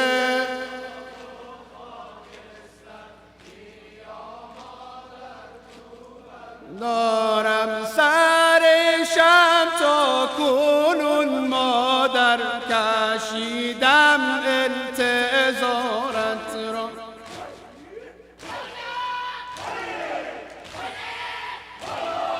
سرشم تا کنون مادر کشیدم انتظارت را بیا از خاک و بردارم بر روی سینه بگذارم ز روی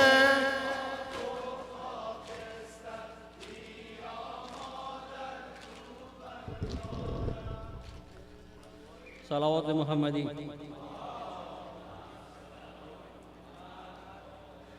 من گدایم گدای حسینم عاشق کربلای حسینم من گدایم گدای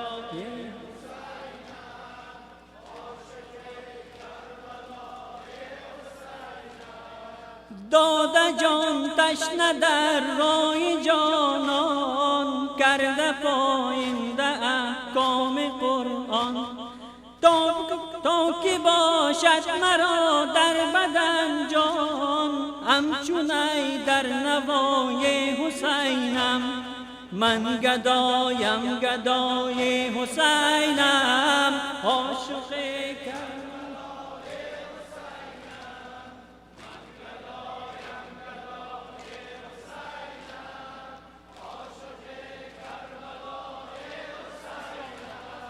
حبه گشته آیین و دینم حق بود این چو باشد یقینم کی شود کربلایش ببینم من که نوحه سرای حسینم من گدایم گدای حسینم عاشق کربلای حسینم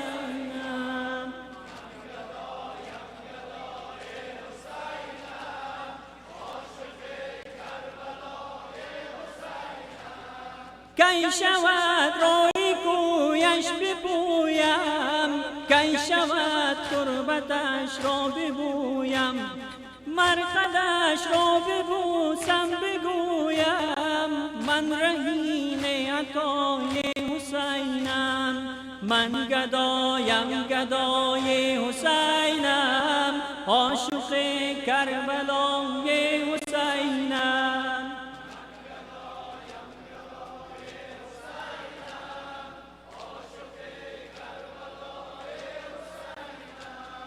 کشته شد در ره دین و ایمان از فداکاریش زنده قرآن از غمش تا دم دادن جان روز و شب در عزای حسینم من گدایم گدای حسینم عاشق کربلای حسینم صلوات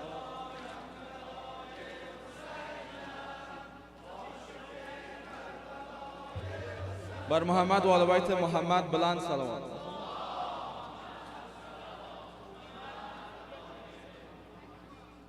صلوات دوم بلندتر.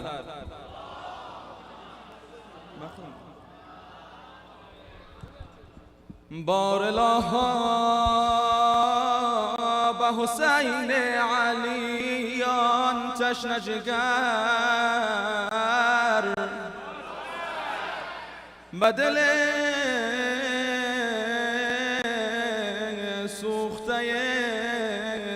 زینب زار مستر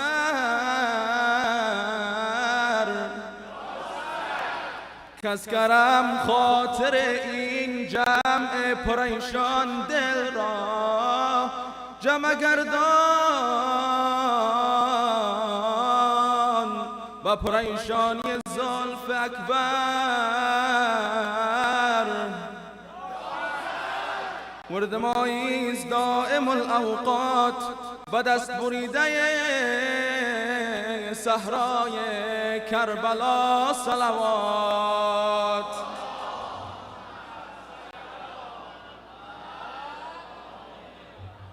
مرا ببر به کربلا یا حسین یا حسین مرا ببر به کربلا یا حسین یا حسین مرا ببر به کربلا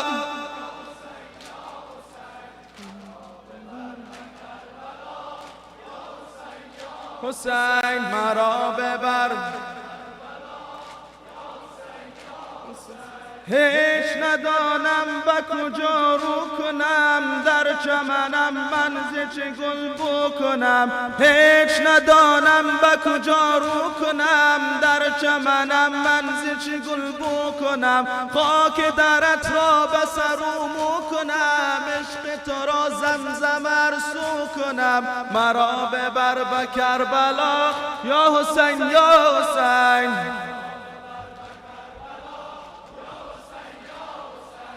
را ببر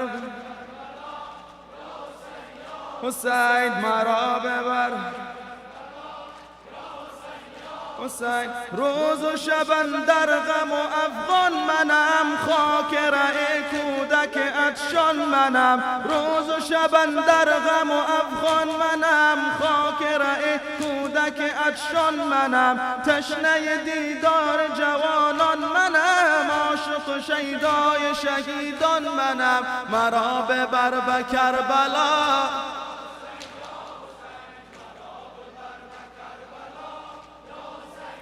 حسین مرا ببر مرا ببر حسین عشق توی ملجای مایان توی مهر توی ماه درخشان توی عشق توی ملجای مایان توی مهر توی ماه درخشان توی سید و سالار شهیدان توی جان نبی کشته رحمان توی مرا ببر به کربلا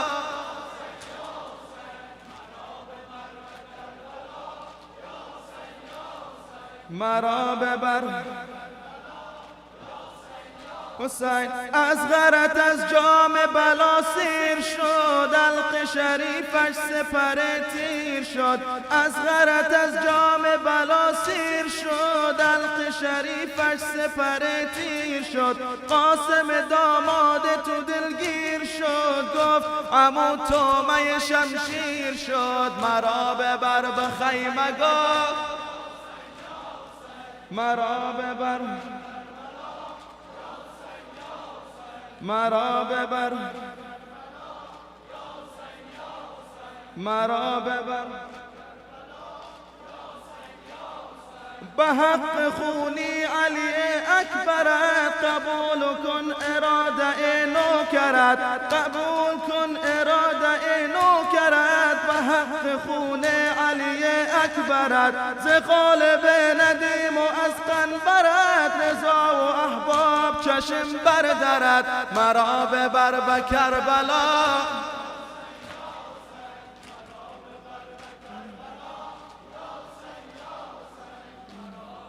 به کربلا یا حسین یا حسین بارها گفت محمد که علی جان من است هم به جان علی و جان محمد صلوات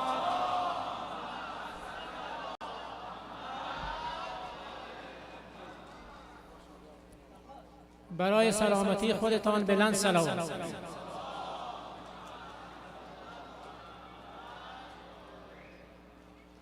ای عاشقان اهل بیت امشب هزار زینب است.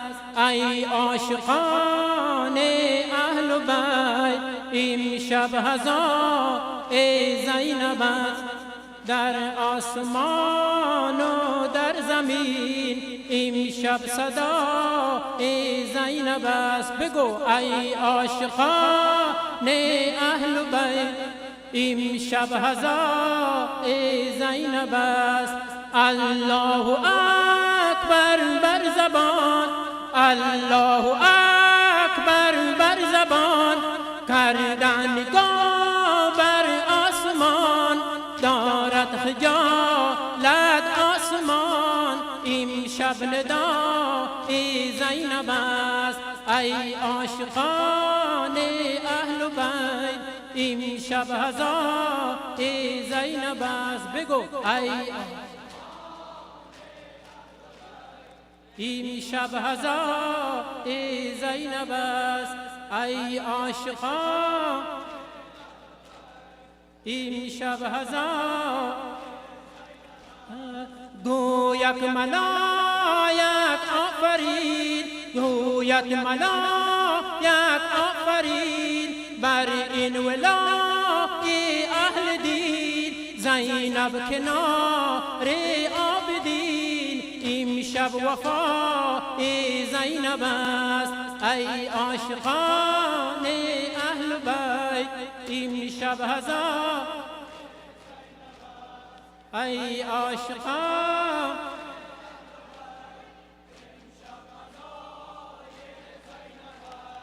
از کربلا آیت بگوش، از کربلا آیت بگوش، آهوتنای زینب خروش، پیچیده می یایت بجوش. امشب هزار زینب است. ای عاشقان اهل بیت امشب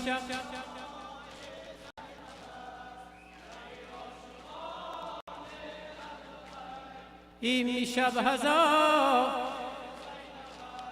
زینب عزاداری کند، زینب عزاداری کند، زینب پرستاری کند، زینب حلم داری کند. امشب وفا زینب است. ای عاشقان امشب هزار. ای عاشقان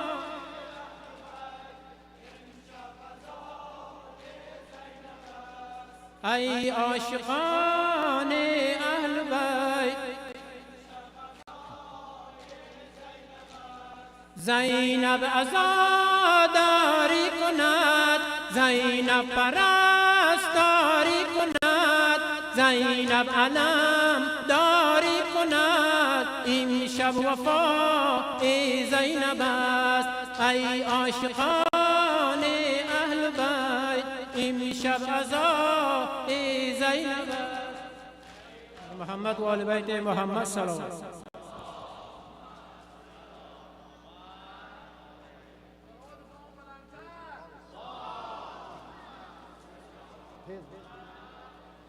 علی اصغر طفل مهبارم، علی اصغر طفل مهبارم، ایا کوكب بخت آوارم، توی اندلی به شکر پارم. ای کبوتر حرم چرا تیر خورده‌ای، ای کبوتر حرم چرا تیر خورده‌ای، طفل ناز پرورم چه تقصیر کرده‌ای، در آغوش با بچه خاش خفته‌ای، ایا بلبلم لب دهم بسته‌ای، خاموش از کی گشتی گلو پارم. ای کبوتر حرم چرا تیر خورده‌ای، ای کبوتر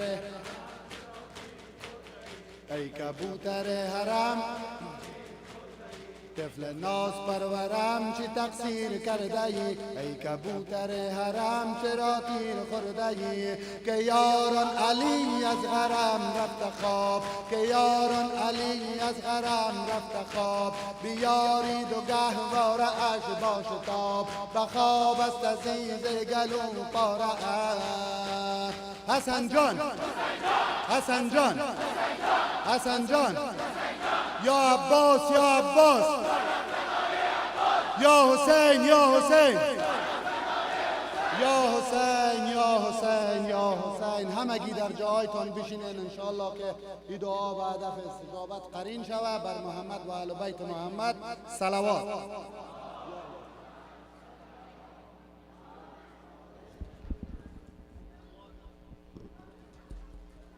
اللهم صل على محمد وآل محمد. اللهم انا نسألك باسمك العظيم الأعظم العز الأجل الأكرم بمحمد وعلي وفاطمة والحسن والحسين والأئمة المعصومين من ذرية الحسين يا الله يا الله يا الله يا الله يا الله يا الله يا الله يا الله يا الله يا الله يا رحمن يا رحيم يا مقلب القلوب ثبت قلوبنا على دينك واكفنا يا قاضي الحاجات ويا كافي المهمات انك على كل شيء قدير. پروردگارا فرج امام زمانمون رو برسون، ما رو از یاران با وفای حضرتش قرار بده. خدایا این قلیل توسل رو از همه ما قبول بفرما، ذخیره قبر و قیامت ما بگردان. پروردگارا به حق محمد و آل محمد ما را از اهل بیت در دنیا و آخرت جدا مگردان. فرزندان و نسل ما رو تا قیامت از شیعیان و محبین اونها قرار بده.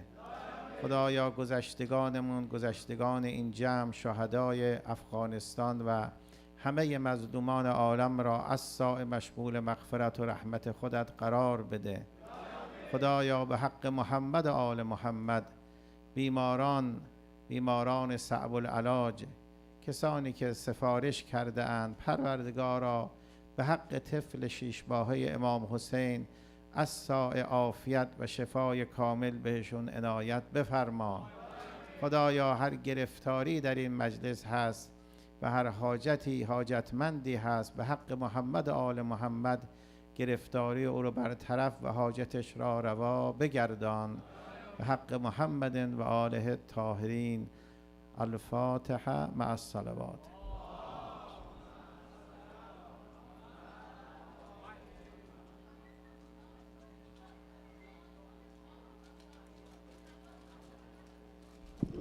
یک انگشتر عقیق که بهش قرآن کریم آمد یافت شده از هر برادر که هست و اصطلاح پیش ما است، میتونن بگیرن تسلیم شوند.